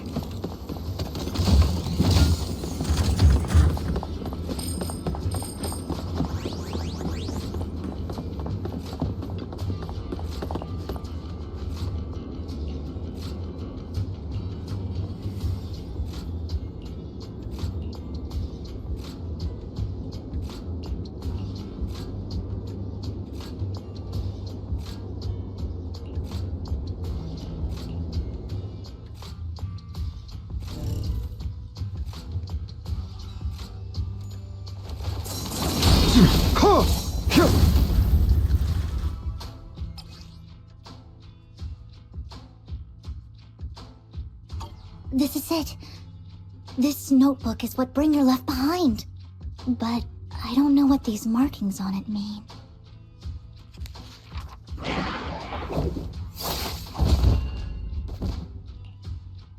Well, hello, Master Proxy. It's been a while. Oh, don't give me that scandalized look. I did just save your lives. I would have protected the Proxy even if you hadn't appeared. I'm sure of it, but I happen to be in the area. Worry not, dear companion. I have complete confidence in your strength. Hang on, did you say companion? So you two know each other? Apologies. I didn't have a chance to mention it before. I'm actually part of the Phantom Thief Syndicate, Mockingbird. That's right.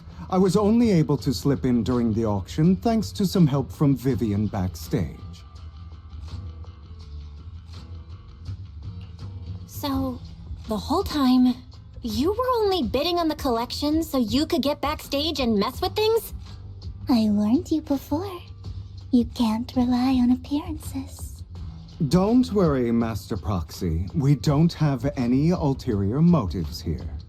As you've probably heard, Mockingbird is a renowned Phantom Thieves syndicate in New Eridu that, despite its longevity, has managed to maintain the secrecy of its members' identities to this day. So, disclosing our identities to you is essentially the highest sign of good faith that a Mockingbird Phantom Thief can show. That sorta makes sense. Your trust is most appreciated. Mockingbird's purpose is very simple, really. To form long-standing and cooperative relationships with outstanding proxies, like yourself. We need your abilities. Before you make any decisions, please allow me to briefly explain the concept behind the Mockingbird Syndicate. We all know there isn't anything in this world that's fair. A prime example being the uneven distribution of wealth. People from tops splurge on luxurious collectibles, while the poor have to gamble with their own lives just to get by. Of course, besides wealth, there's also an unequal distribution in this world of happiness and suffering, hope and despair, love and hate. It's all just so unfair. Somebody has to do something to tilt the balance of the scales. And thus Mockingbird was born. We take from those who have far more than they deserve and give it to those who deserve to have more. If you ask me, that's enough to be considered a form of justice.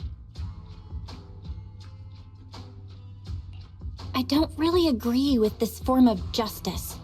No matter. Words inherently come with limitations.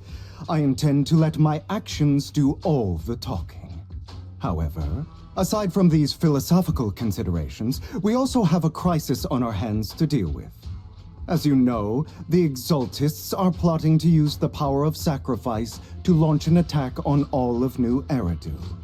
We can provide you with all the latest intel, just like that notebook you found. Something those pompous housekeepers would never be willing to do.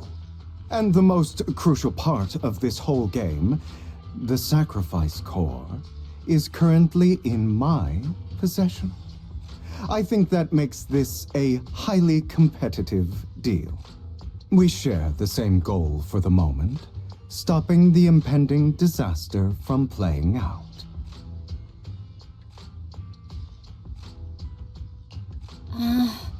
I need some time to think about it.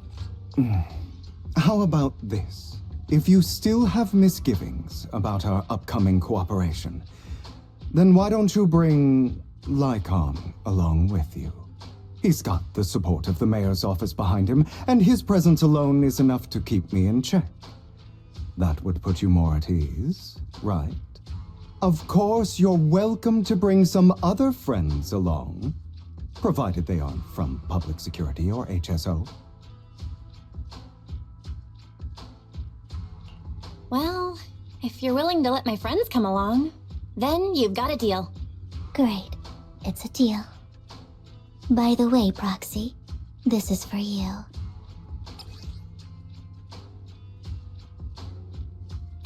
Consider it a souvenir commemorating our first time working together. For now, we'll carefully look through the contents of that notebook. I'll contact you if anything comes up.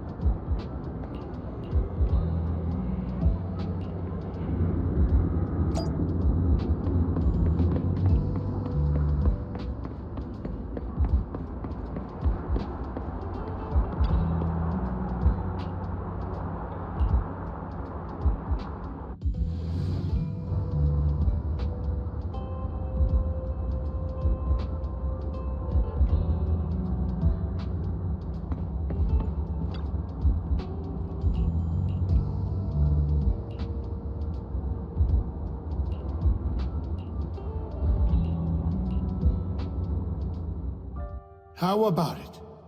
Will you work with me? Not bad. Let me be honest with you. I have the sacrifice core that you're after.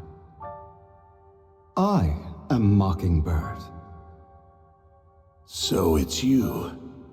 I never thought you'd be so bold as to come see me alone.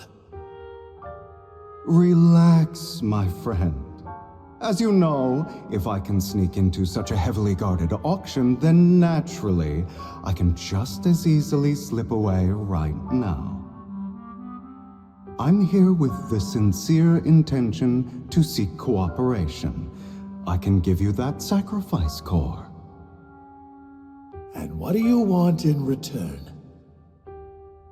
Wealth, glory, power. The things everyone else in the world wants, I want them too.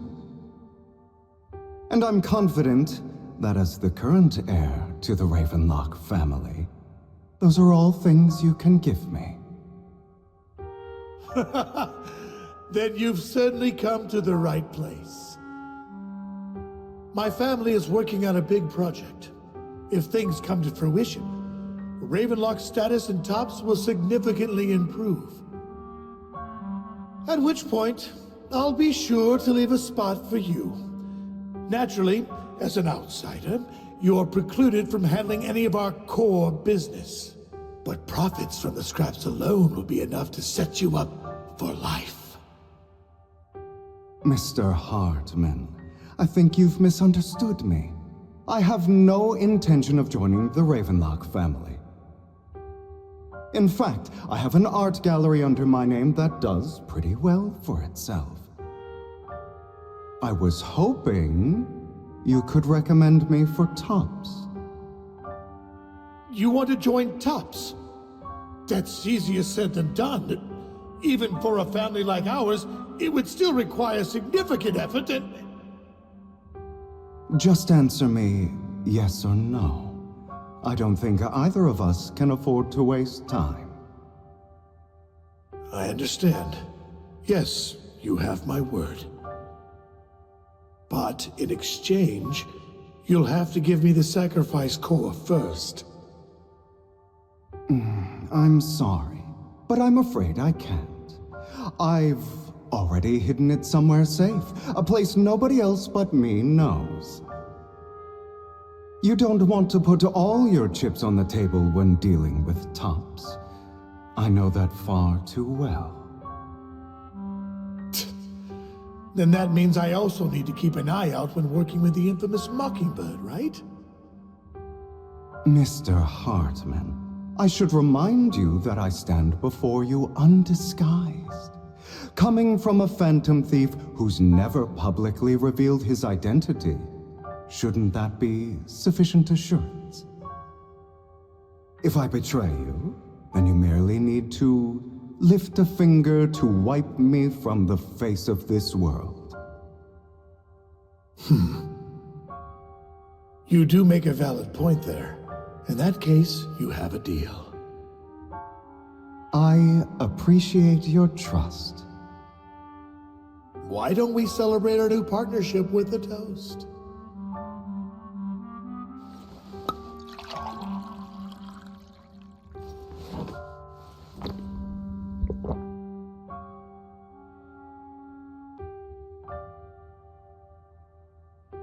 Having a drink before undertaking anything important is a family tradition.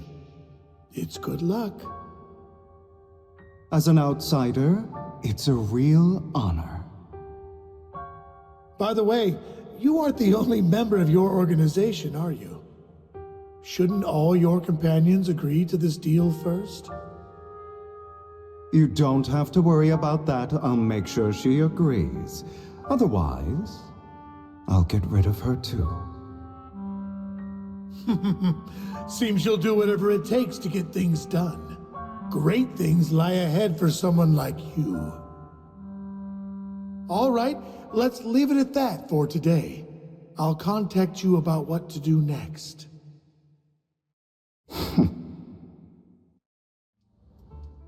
That's him!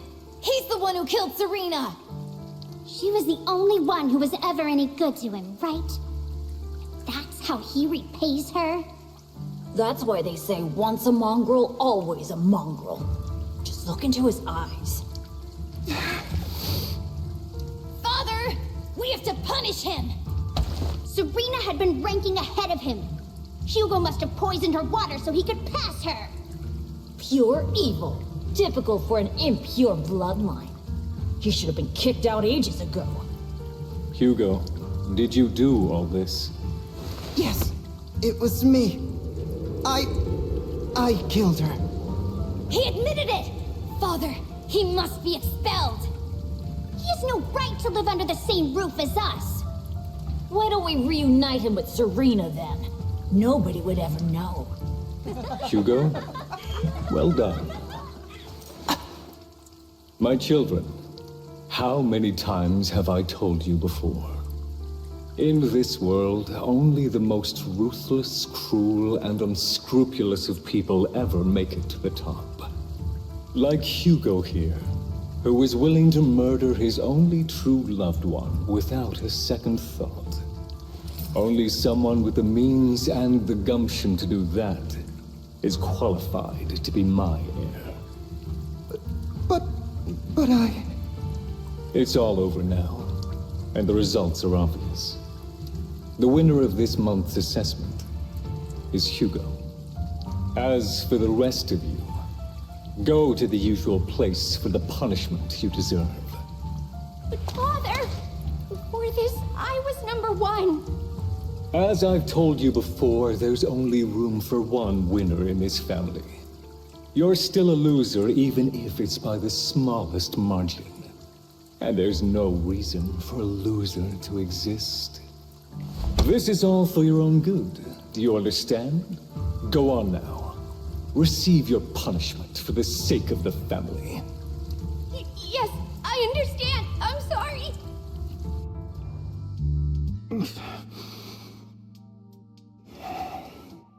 That really brought up some unpleasant memories. It won't be long. Soon, it'll all be over.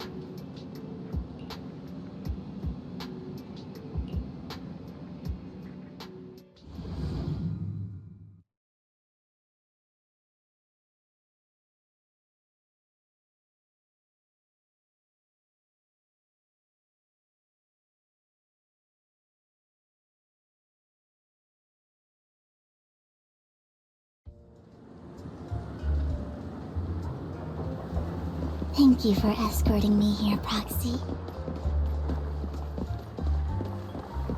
Today was quite eventful. If I were to head back now, you're a child that only brings misfortune. People have been saying that about me for a long time.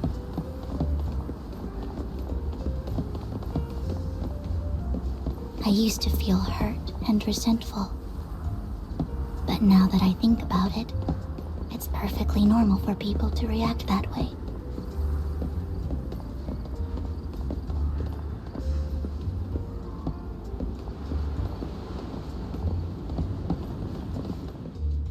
Why do I only predict suffering?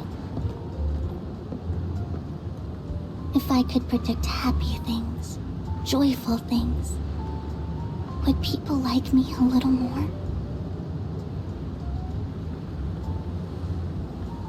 Maybe fate truly is set in stone.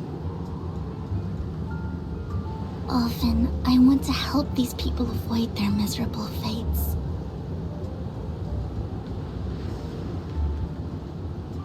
For a time, I even thought that I was successful, that I could change people's destiny.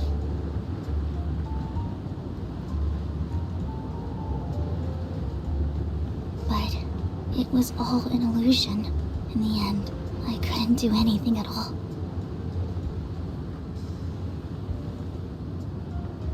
So, I was really happy when you said that my abilities weren't a curse, but a gift.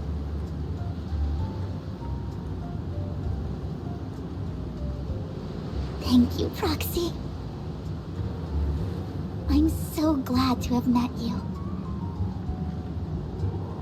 And you're also a fan of Lord Phaethon. It's like we were fated to meet.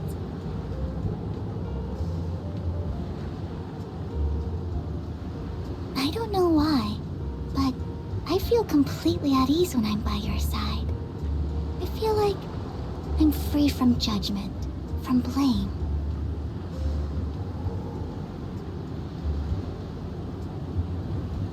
Like, I don't need to worry about anything, and can just be my own true self.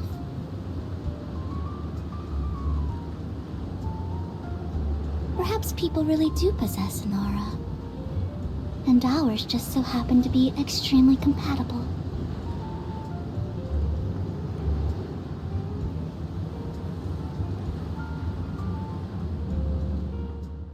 By the way, you asked me before about Hugo. I don't really know much about him. He rarely ever talks about his past. But judging from his eye colors, you can guess he's probably the bastard son of a renowned family. I think his mother was very worried about his different colored eyes, and even wanted to get rid of him at one point. But then his family offered a huge price and bought him off his mother for some reason. And just like that, he moved from a leaky and drafty boarding room to a luxurious mansion. But he's also mentioned that the extravagant home is actually like hell for him. I think it's probably because the family treats him terribly. I digress. He ran away and ended up meeting Lycon and his master. After that, they formed Mockingbird together and experienced a rare period of happiness. Until Lycon's betrayal. So, what's your take on Hugo? I imagine I would still be wandering around now if I had never met him. To me, Hugo is just like an older brother. I've always felt as though he's carrying some heavy burden with him. But that's a secret he's kept to himself. Something he'll never tell me. Sometimes when I look into his eyes, I can feel that he's really struggling with something. Even though he may say some extreme things, Hugo really isn't a bad person. I think one day he'll tell me his secret. Until then, I just have to wait. Wait and trust him.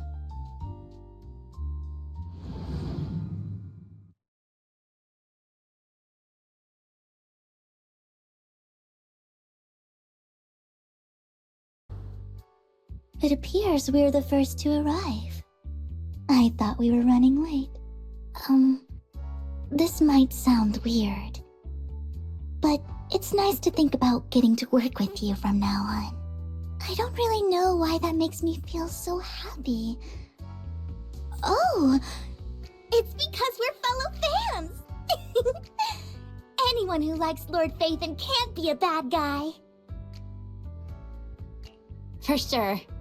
Of course, Lord Phaethon is the greatest there will ever be, but you're definitely the best proxy I've ever met in person.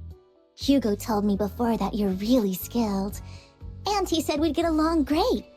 I never expected he'd be so right. Oh, by the way, would you like to come by my place if you have time later? I have a huge collection of Lord Phaethon merch. Lord Phaethon doesn't have any merch out there, right? I mean, we don't even know what he looks like, for starters. It's all my own original merch, like screenshots of old internet comments. I print them out and turn them into postcards. Plus the avatars Lord Phaethon's used, the music playlists they recommend. I've organized it all. I'd love to show it all to you if we get the chance.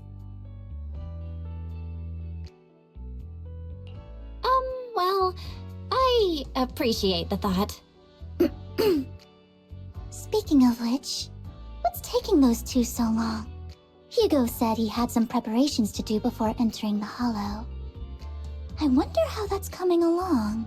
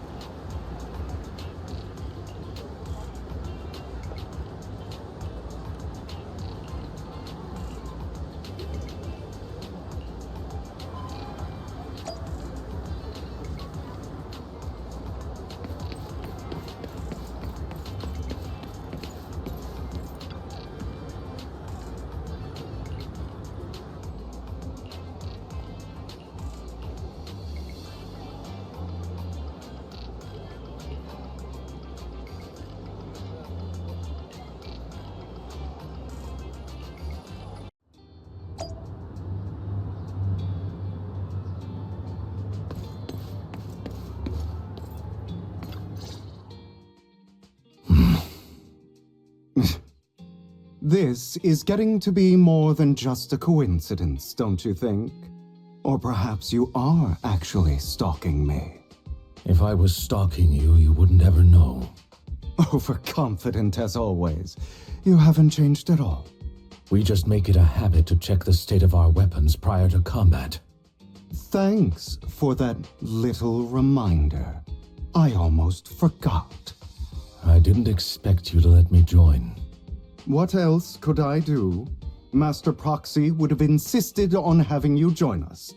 I never expected for us to have a chance to enjoy some pleasant conversation like this. Without our weapons drawn, that is. It really has been too long. I still remember when we first established Mockingbird. Indeed. That was a long time ago. Thankfully, Jack went in peace. He must have known about his condition for some time. He even left us with instructions. Passing peacefully in your sleep is the most natural way to go. I'm happy for him. By the way, Lycon, have you given it any thought yet? You mean about our guild for Phantom Thieves? Yeah. It's time for us to build an organization of our own. Jack always supported the idea, didn't he? I don't have any objections. But what should we call it then? How about Mockingbird? It's a bird known for mimicking the calls of others to blend in. The same way we don high society roles for ourselves when we're out on a mission. Oh, oops. I nearly forgot. You're a terrible actor, and you're always flubbing your lines. I guess we can rule out that name then. No, call it Mockingbird. We're always just putting on an act, aren't we? I won't slip up on our next mission. Besides, we still ran missions together even when we didn't have a name. Having one now won't really make a difference. No. It does make a difference, Lycon. And I don't just want a name.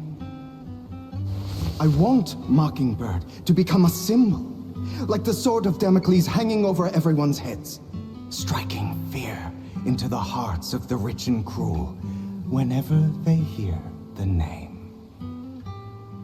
Just like Jack used to say, this world isn't fair. So that's why we have to influence it however we can, and change things in our own way. But on the basis of not causing harm to other people's lives. That's also what Jack used to say. You remember, don't you? Of course I remember. All right. I promise. That sounded pretty forced. Don't forget, things don't end well for people who break their oaths. I'm good for my word. You must trust your fellow companions. That's also something Jack would say. Well then, today's the day that Mockingbird will officially start flying. Our first order of business, deciding on our symbol.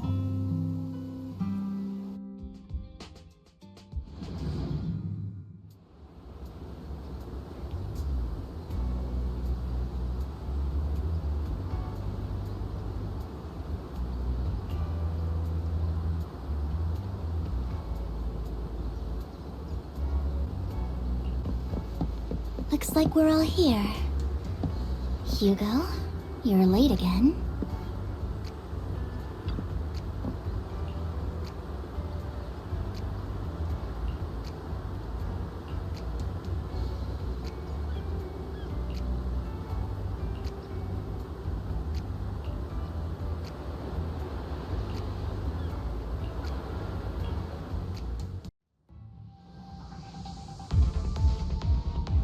I didn't expect the coordinates in Bringer's notes to lead here.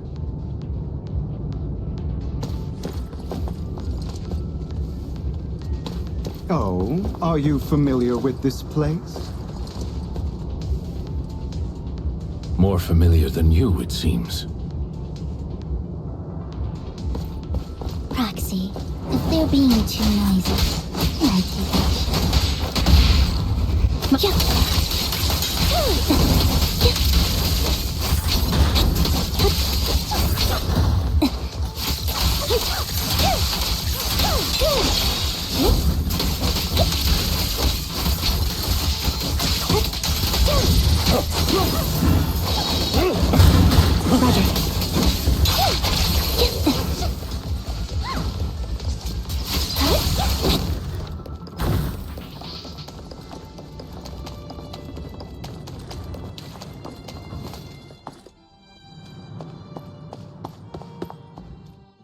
I don't enjoy obstacles in my path. Can we not bust the door open? The generator room should be nearby. Over here. Wow, you really know this place like the back of your paw.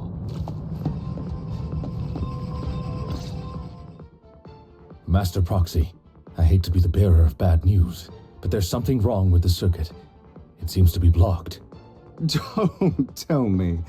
Victoria Housekeeping's high and mighty attendants can't even fix a simple circuit. I can fix it, but I'll need a circuit diagram before I can do anything. I've seen diagrams for this type of circuit before. It's a pity that we're unable to connect to the outside world from inside the hollow. Just leave that problem to me. Belle, I just sent an image of a circuit diagram to your phone. Check if you received it.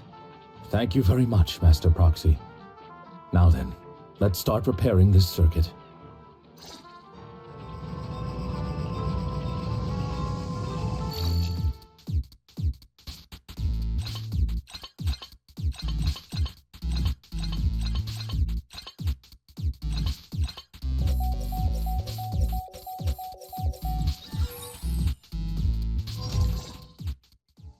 The circuit is fixed.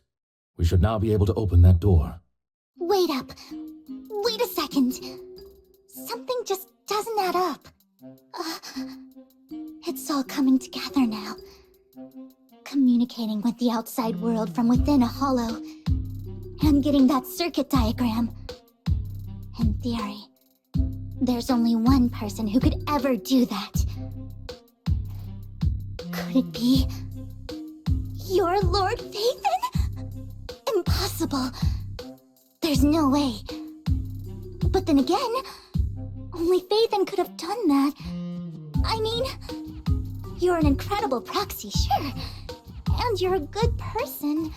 But could you really be Lord Phaethon? That's me.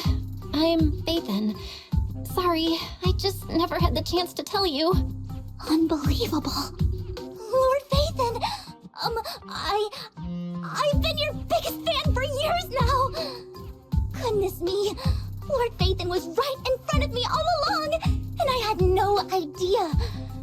This is like a dream. Could you... I mean, if you're willing, could you please give me an autograph and a group photo and... Anything you want. We just gotta get out of the hollow first. Oh! Okay, sorry. Guess I got a little too excited.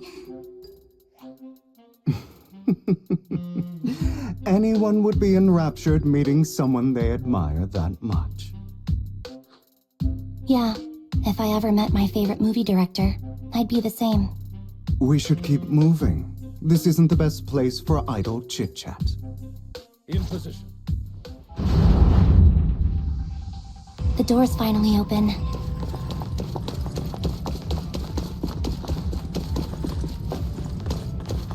The proxy. It's Phaethon. Phaethon is the proxy. This is a dream. I never went to wake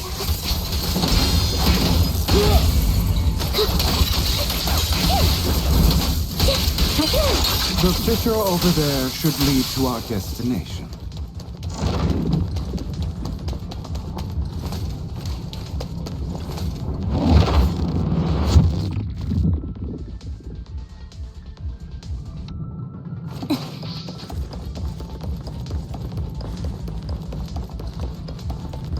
Lycon, your fighting style wasn't so reserved in the past.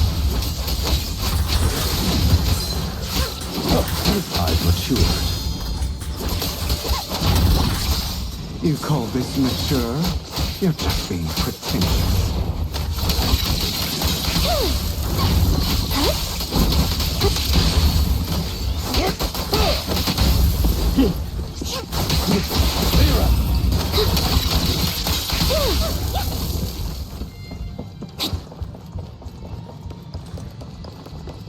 A difficult foe, that one. Let us leave this place at once. Ensuring Master Proxy's safety is our highest priority. Fall back. I won't let anything happen to you, Lord Phaethon.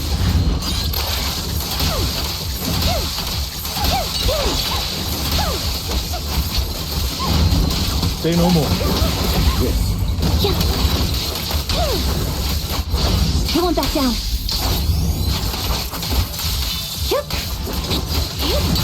Lord Phaethon, how are you feeling?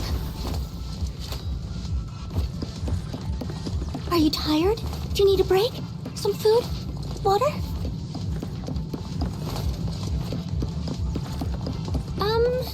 Thank you for your concern. I'm fine.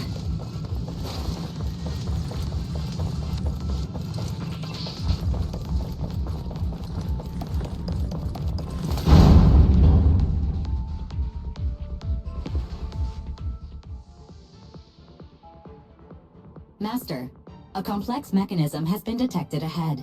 To pass through, you need to activate all 3 smaller mechanisms. Suggestion: split up and handle them simultaneously to save time. So, we have to head to 3 different places to crack this thing. Huh? We're splitting into 3 groups? In that case, I'll protect you, Master Proxy! I can take care of one myself. That leaves the last one to me, then. You should go with Hugo. What's that supposed to mean? We get along just fine, don't we, Miss Cunninghair? I don't know what's going on with you two, but you've been bickering the whole time. It's annoying. This is a good chance for you guys to build some rapport. Anby's got a point. Hugo, just go with Lycon.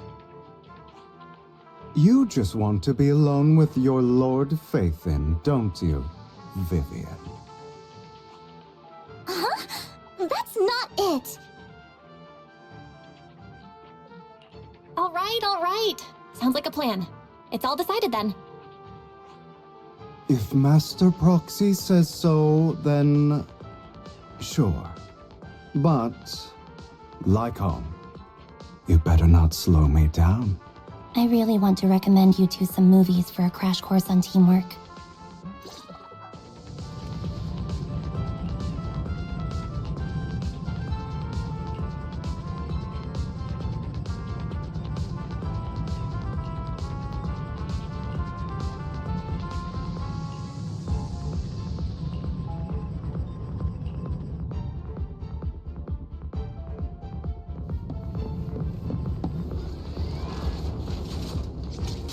Lord Phaethon, there are too many ethereals here.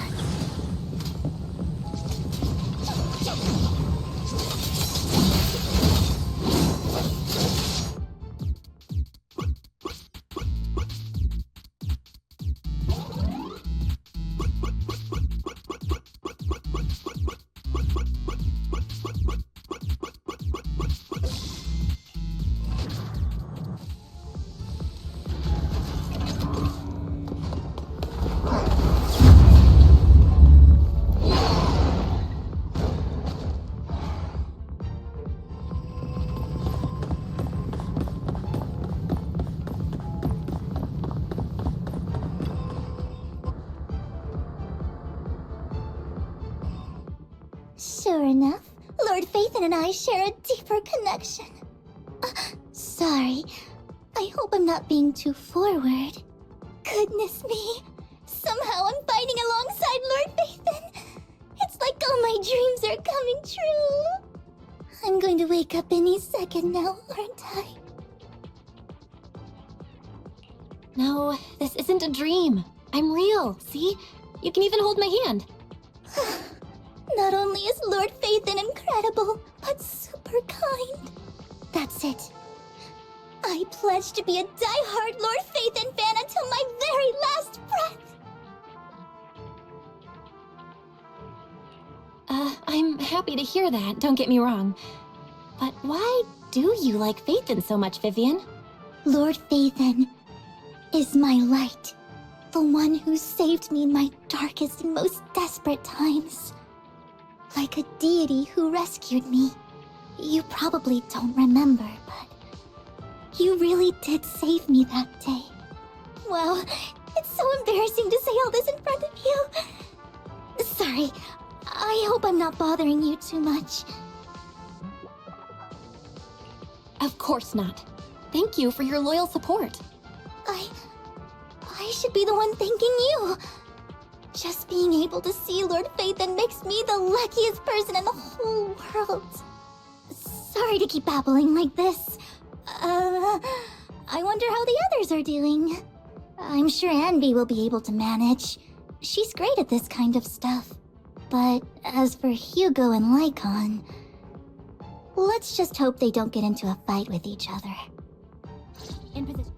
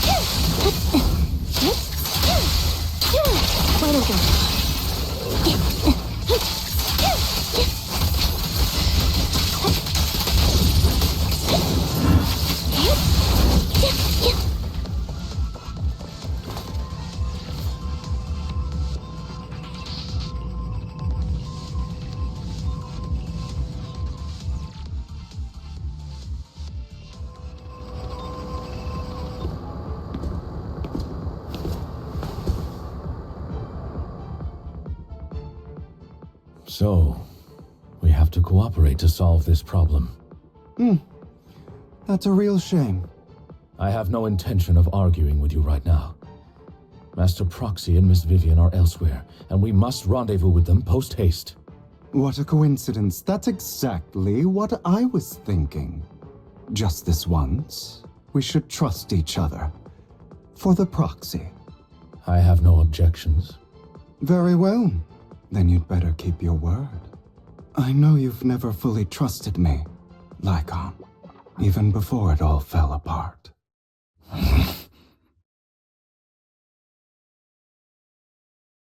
You wanted to speak to me alone? I know you and Hugo are as thick as thieves and don't hide anything from one another. But you can't tell him what I'm about to tell you. Did something happen with him? Hugo is an intelligent and gifted child. He learns everything I teach with ease. In time, he'll grow beyond me. Reach a place where people will marvel and look up to him as a beacon. Yeah. As much as I hate to admit it, he always picks things up just a teeny bit quicker than me. But none of that matters, because I can overpower him easy. I don't think being gifted is a good thing for him. What do you mean? He bears a dark and painful past. What he was taught, the hatred he was faced with, everything he picked up. It's all become an integral, inseparable part of him. I believe that beautiful flowers can blossom even in the darkest abyss. But the roots of that flower would draw from evil instead of good. Hatred instead of love. It's a curse that flows through his lineage. A curse that fate branded him with. I've seen far too many people like that throughout this long life of mine. They struggle with this curse their whole lives. But they all end up failing in the end. The path of light is narrow and fleeting. And the darkness is filled with such temptation that dropping your guard for even just a moment can send you spiraling straight into the abyss. Do you mean Hugo's going to be a bad guy? I don't know. I hope he'll always stay true to his heart. That he won't give in to hatred and ambition. That he won't become the dragon that must be slain. But he has inherited the seed of evil. You cannot let it take root. I'm afraid I won't be there to help you. There's not much life left in this old body of mine. So then, Lycon, promise me now. You must hold his chain tight. To restrain him. To stop him. And when necessary, to choke him.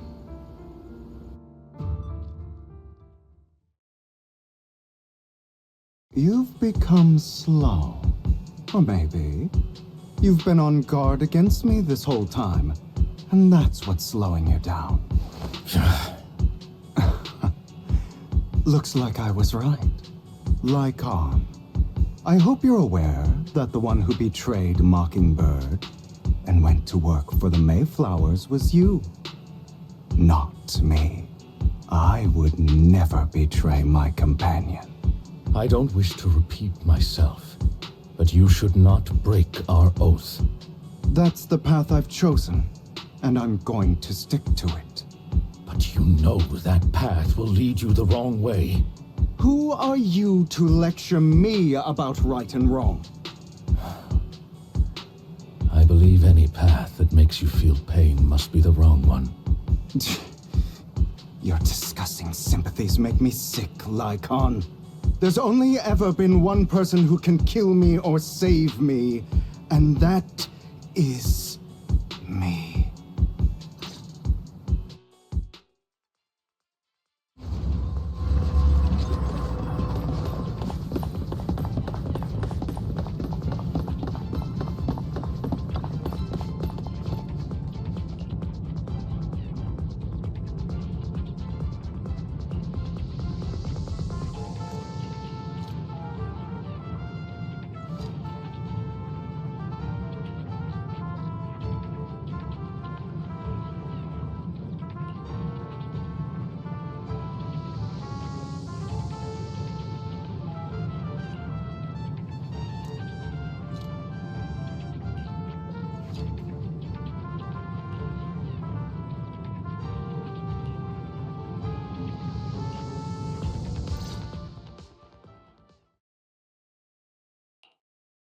That was loud.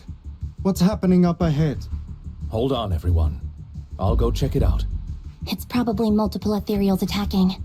Just in case, I'll go with you. Vivian, you should go with them too. Keep an eye on Lycon, will you? I'm worried he might sell us out to the mayor when he gets the chance. I'd never do that. But if Miss Vivian wishes to join us, she's more than welcome. Okay, then I'll go with you. Why do you look so nervous? I've spent so much time by your side already. I need to get away from Lord Phaethon for a little bit, or I might die from this overwhelming happiness. If that's the case, Miss Vivian, feel free to come along with me. Okay. All right. So, how does it feel to be worshipped, Lord Phaethon? You had that figured out a while ago, didn't you? Sharp as always. But of course, I couldn't spoil it for her. She has to figure it out on her own. That's what makes it special. Not only that, you asked Lycon and Vivian to leave for a reason. Is there something you'd like to say to me? I can't keep anything from you, can I? I've always treated Vivian like my own little sister. Maybe it's just a coincidence, but she looks a lot like Serena. I think I mentioned it before. Serena was my half-sister. She passed away a long time ago. Vivian adores you. Whether you're Phaethon or just Belle. Of course, I also have a lot of respect for someone like you. Strong, fair, and genuinely kind. So I hope... I beg you, please keep her safe. Hang on. What's that supposed to mean? Think of it as the last bit of conscience I have left. A kid as pure as her. She should stay alongside someone who walks in the light. Like you. Not even Vivian can agree with all my beliefs. One day we'll go our separate ways. Your beliefs? What do you mean exactly? You probably heard from Lycon. We swore an oath when we started Mockingbird. We swore to use our own hands to right the wrongs in this world. But never, under any circumstances, would we take another human life. I stayed true to my words. Until my father, man I hate it, stood right before me. I could have ended his life easily, but I hesitated. I remembered that damned oath and their repeated attempts to convince me. I didn't do it. Because of that, innocent people died. All because of him. If I'd killed him first, then none of those tragedies would have happened. People like him don't deserve to live. After that, I realized, sometimes, taking one life really can save countless others.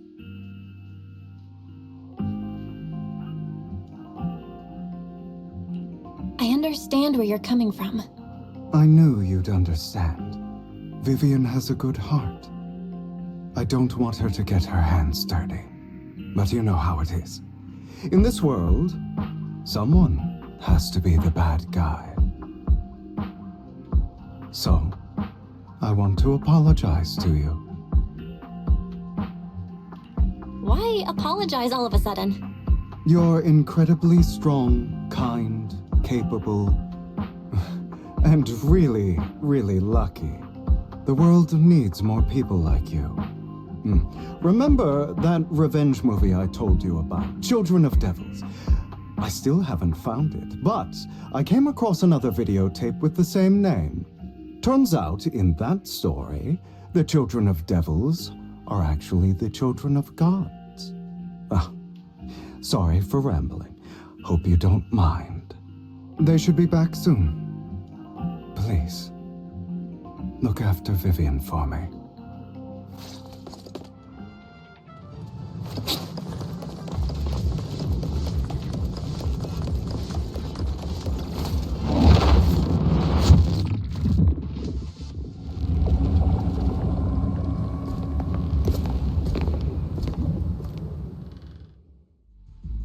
What is this?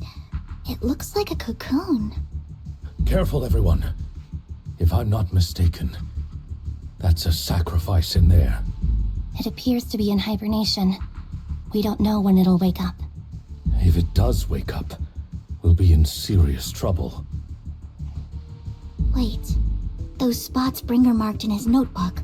Are you saying each one might have a sacrifice like this? That means there must be at least a dozen of them. And that's only counting the ones we know so far. These sacrifices may still be hibernating, but the fact that there are so many of them out there is terrifying. The Exaltists must have a way to revive them. And that's not all. These sacrifices can exist outside the Hollows. If they make their way into populated areas... I'm afraid it will lead to a catastrophic disaster likened to the fall of the old capital. That's almost certainly what they meant by vengeance against all New Eridu.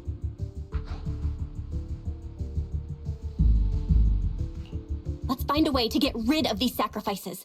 We can't let the Exaltists have them. Thank you for helping me find this sacrifice. But sorry, kids. You won't be the ones to keep it. It's that annoying old man. Why is he here? I'd advise you to choose your words wisely, young lady. You are from the Ravenlock family. So it was you. That face.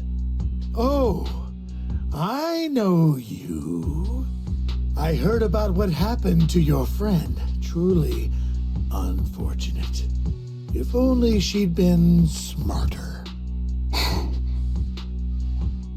It seems your goal was this sacrifice all along. You've been tailing us, haven't you?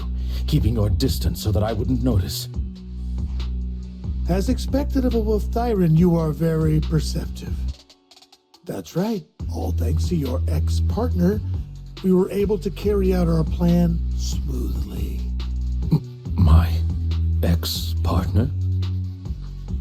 I'm not exactly happy being called that, but what he said is true.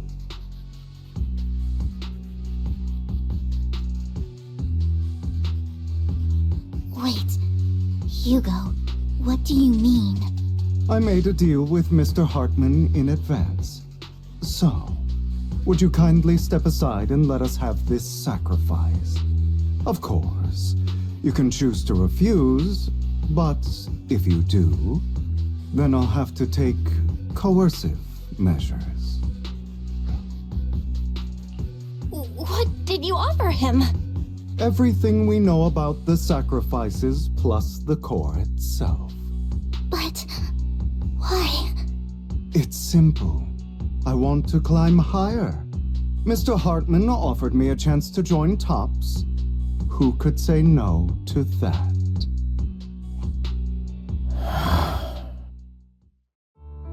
No. Impossible.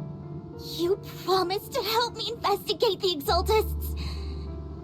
You told me the whole point of Mockingbird was to do anything it takes to bring a little justice to this world. Was all of that just a lie? You're just too gullible, Vivian. I also told you, everybody lies.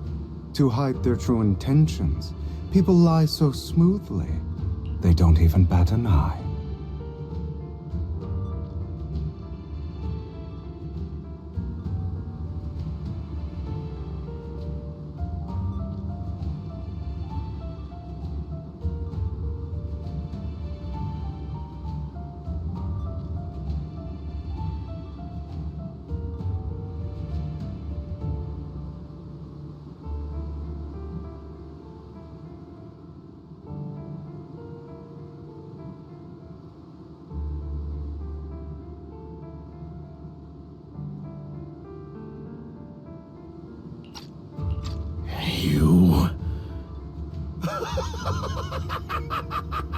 What a wonderful show of betrayal and backstabbing! Bravo! I've got no interest in your little feud. But would you all be so kind as to step aside? My men still have some delicate handiwork to do. To extract that sacrifice behind you. Over my dead body.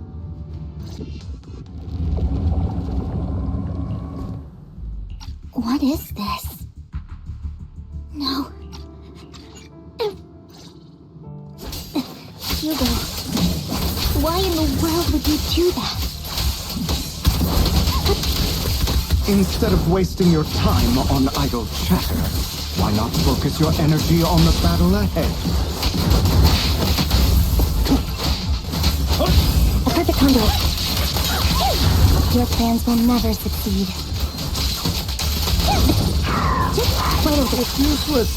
Don't you get it? You're not just going against the people in front of you. You're not going against me.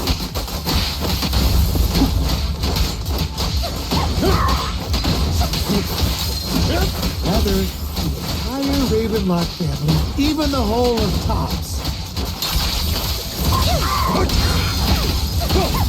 There's no chance of victory for you. Bad strategy. Stay calm now.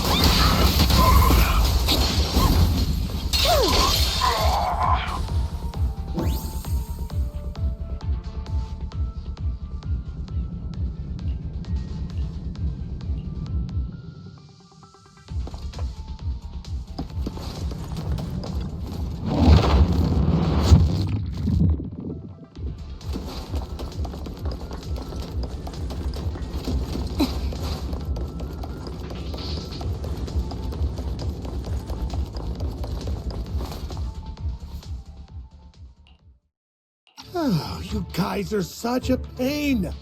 Hugo, stop standing around. Time for you to act. We had a deal. Give me the sacrifice core now. Did we? I don't remember. I imagine this is your favorite kind of entertainment. Watching allies betray each other, suspicion festering until it all turns to bitter hatred. Seeing people tear each other apart like wild beasts, just like your decaying family. Does it comfort that dead conscience of yours? You. What's that supposed to mean? I am loving the look on your face right now. Right when you think you've succeeded, I'm here to tell you it was all fake. None of it was real. Let this pain sink in. It's karma for what you did to me back then. You're insane. I have no idea what you're talking about. You still don't recognize me, do you? Let me give you a little hint. My full name is Hugo Vlad Ravenlock. That's impossible. You're part of our family? I may be an illegitimate child, but I have the same blood flowing in my veins as you. I know you. You're that bastard of his. Damn it. I could have sworn you were already. My dear uncle, you were never worthy of your position. You have no claim to the Ravenlock lineage. You may have killed all of my father's other children, but sorry to disappoint, I'm still alive. I am the true heir to the Ravenlock family. You're a bastard. You have no right to inherit the family. That's not for you to decide. Master Edmund is very supportive of my claim. Edmund? That's impossible. You weaseled your way into Top's inner circle? Master Edmund doesn't care who achieves his goal. In other words, he'd happily let me take over the Ravenlock family, as long as I'm more competent than you. This can't be! You don't know the family's real secret! I know a lot more than you think, including everything that you've done. Just give up. You never even stood a chance. Damn it. This was all fake, right?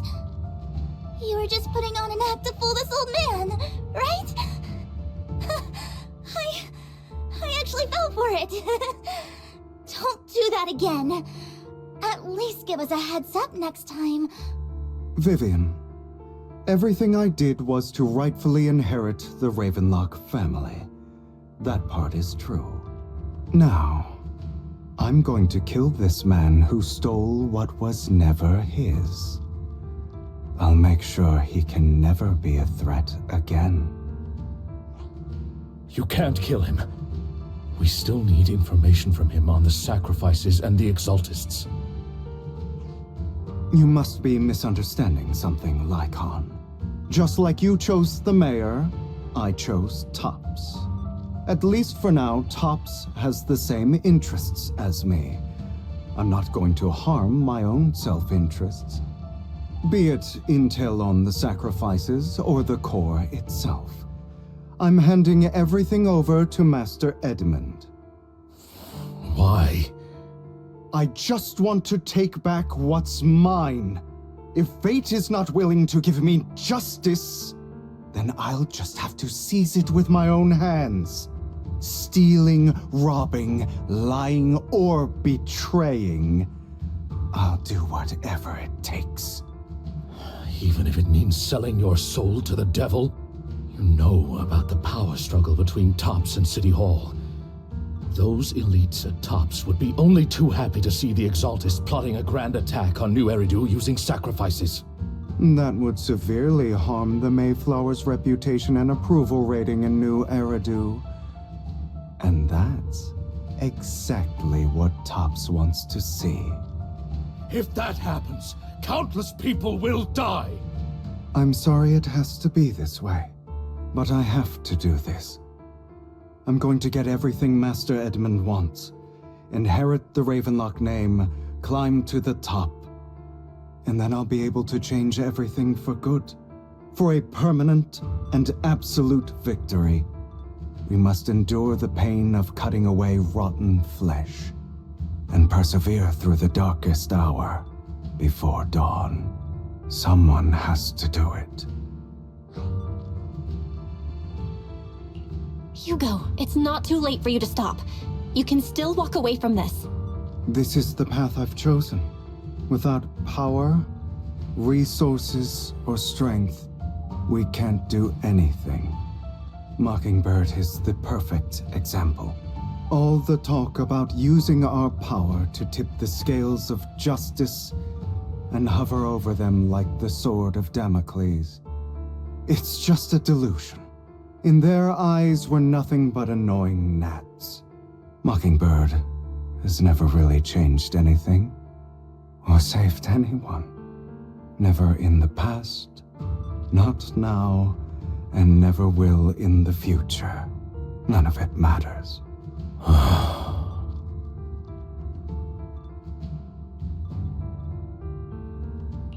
But even so, you shouldn't become the kind of person you hate. Sorry, Proxy. I know what you're trying to say. But this isn't some children's story of a dragon slayer becoming an evil dragon. Sometimes, to slay the dragon, you must first become one. With sharp claws, rending fangs, and strength enough to destroy anything. So I will bloody my hands. I will carry the weight of my sins. I will become the Abyss.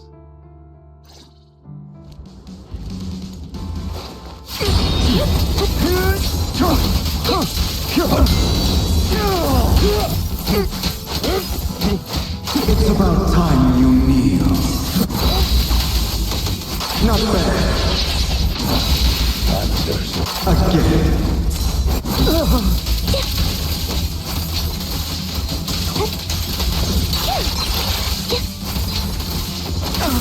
Everything you just said. Is that what you truly believe?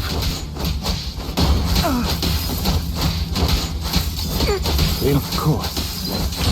Are you surprised? I have never once thought that Mockingbird was a failure. Is that all? Our actions, no matter how childish or flawed, must have made their mark on the world. I don't want it to end like this. There must be another way. Truth be told, Proxy, I envy you. The world needs people like you.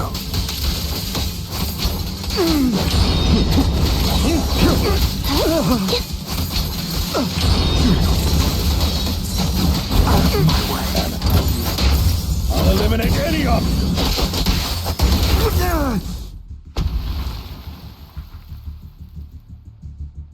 All right, you got me. But too bad. I have my own methods. What are you doing? Well then, make your choice. The sacrifice core, or your precious Phaethon. I know you took it. Don't forget, I'm the one who taught you that. Okay, the core is yours. Just leave Lord Phaethon alone. What a shame. Did you really think I'd keep my promise? That's right. This is the real me. What's the matter? Thinking of killing me? Didn't you say all life is precious? Drop your foolish facade. I knew it. You... He has inherited the seed of evil. Do not let it take root. When the time comes, you must be the one.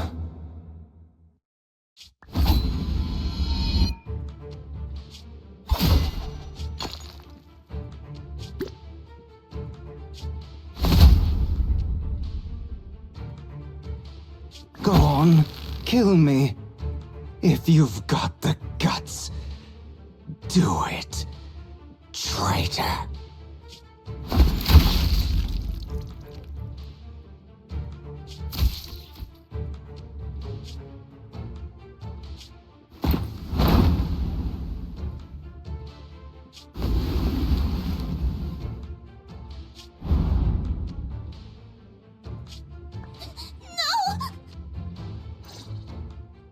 Master Proxy, are you okay? Are you hurt? Don't worry, I'm fine. I just never thought things would turn out like this. Lord Phaethon, I'm sorry. I had no idea Hugo would do that to you. I'm so sorry. Judging from how we've interacted before, Hugo didn't seem like the reckless type. I feel like there's more to this than meets the eye.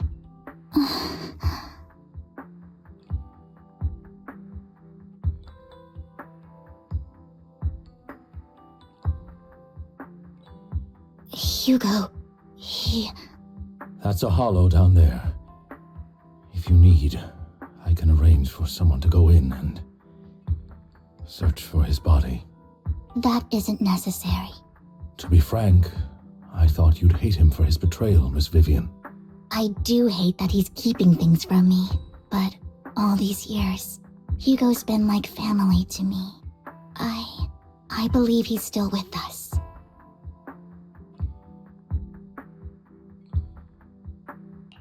He was hurt so badly. I'm afraid, even before he fell into that hollow, he might have already...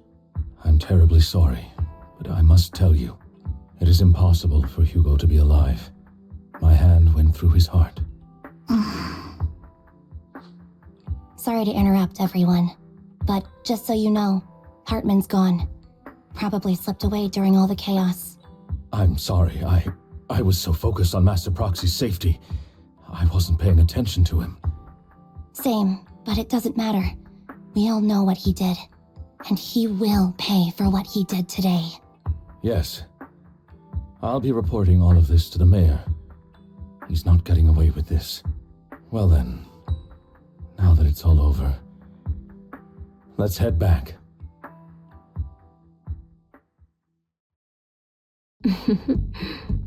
Another obstacle out of the way. She's going to be pleased about this. May the Creator guide us. Fear, suffering, despair, and destruction. That's the future I see. Lord Phaethon.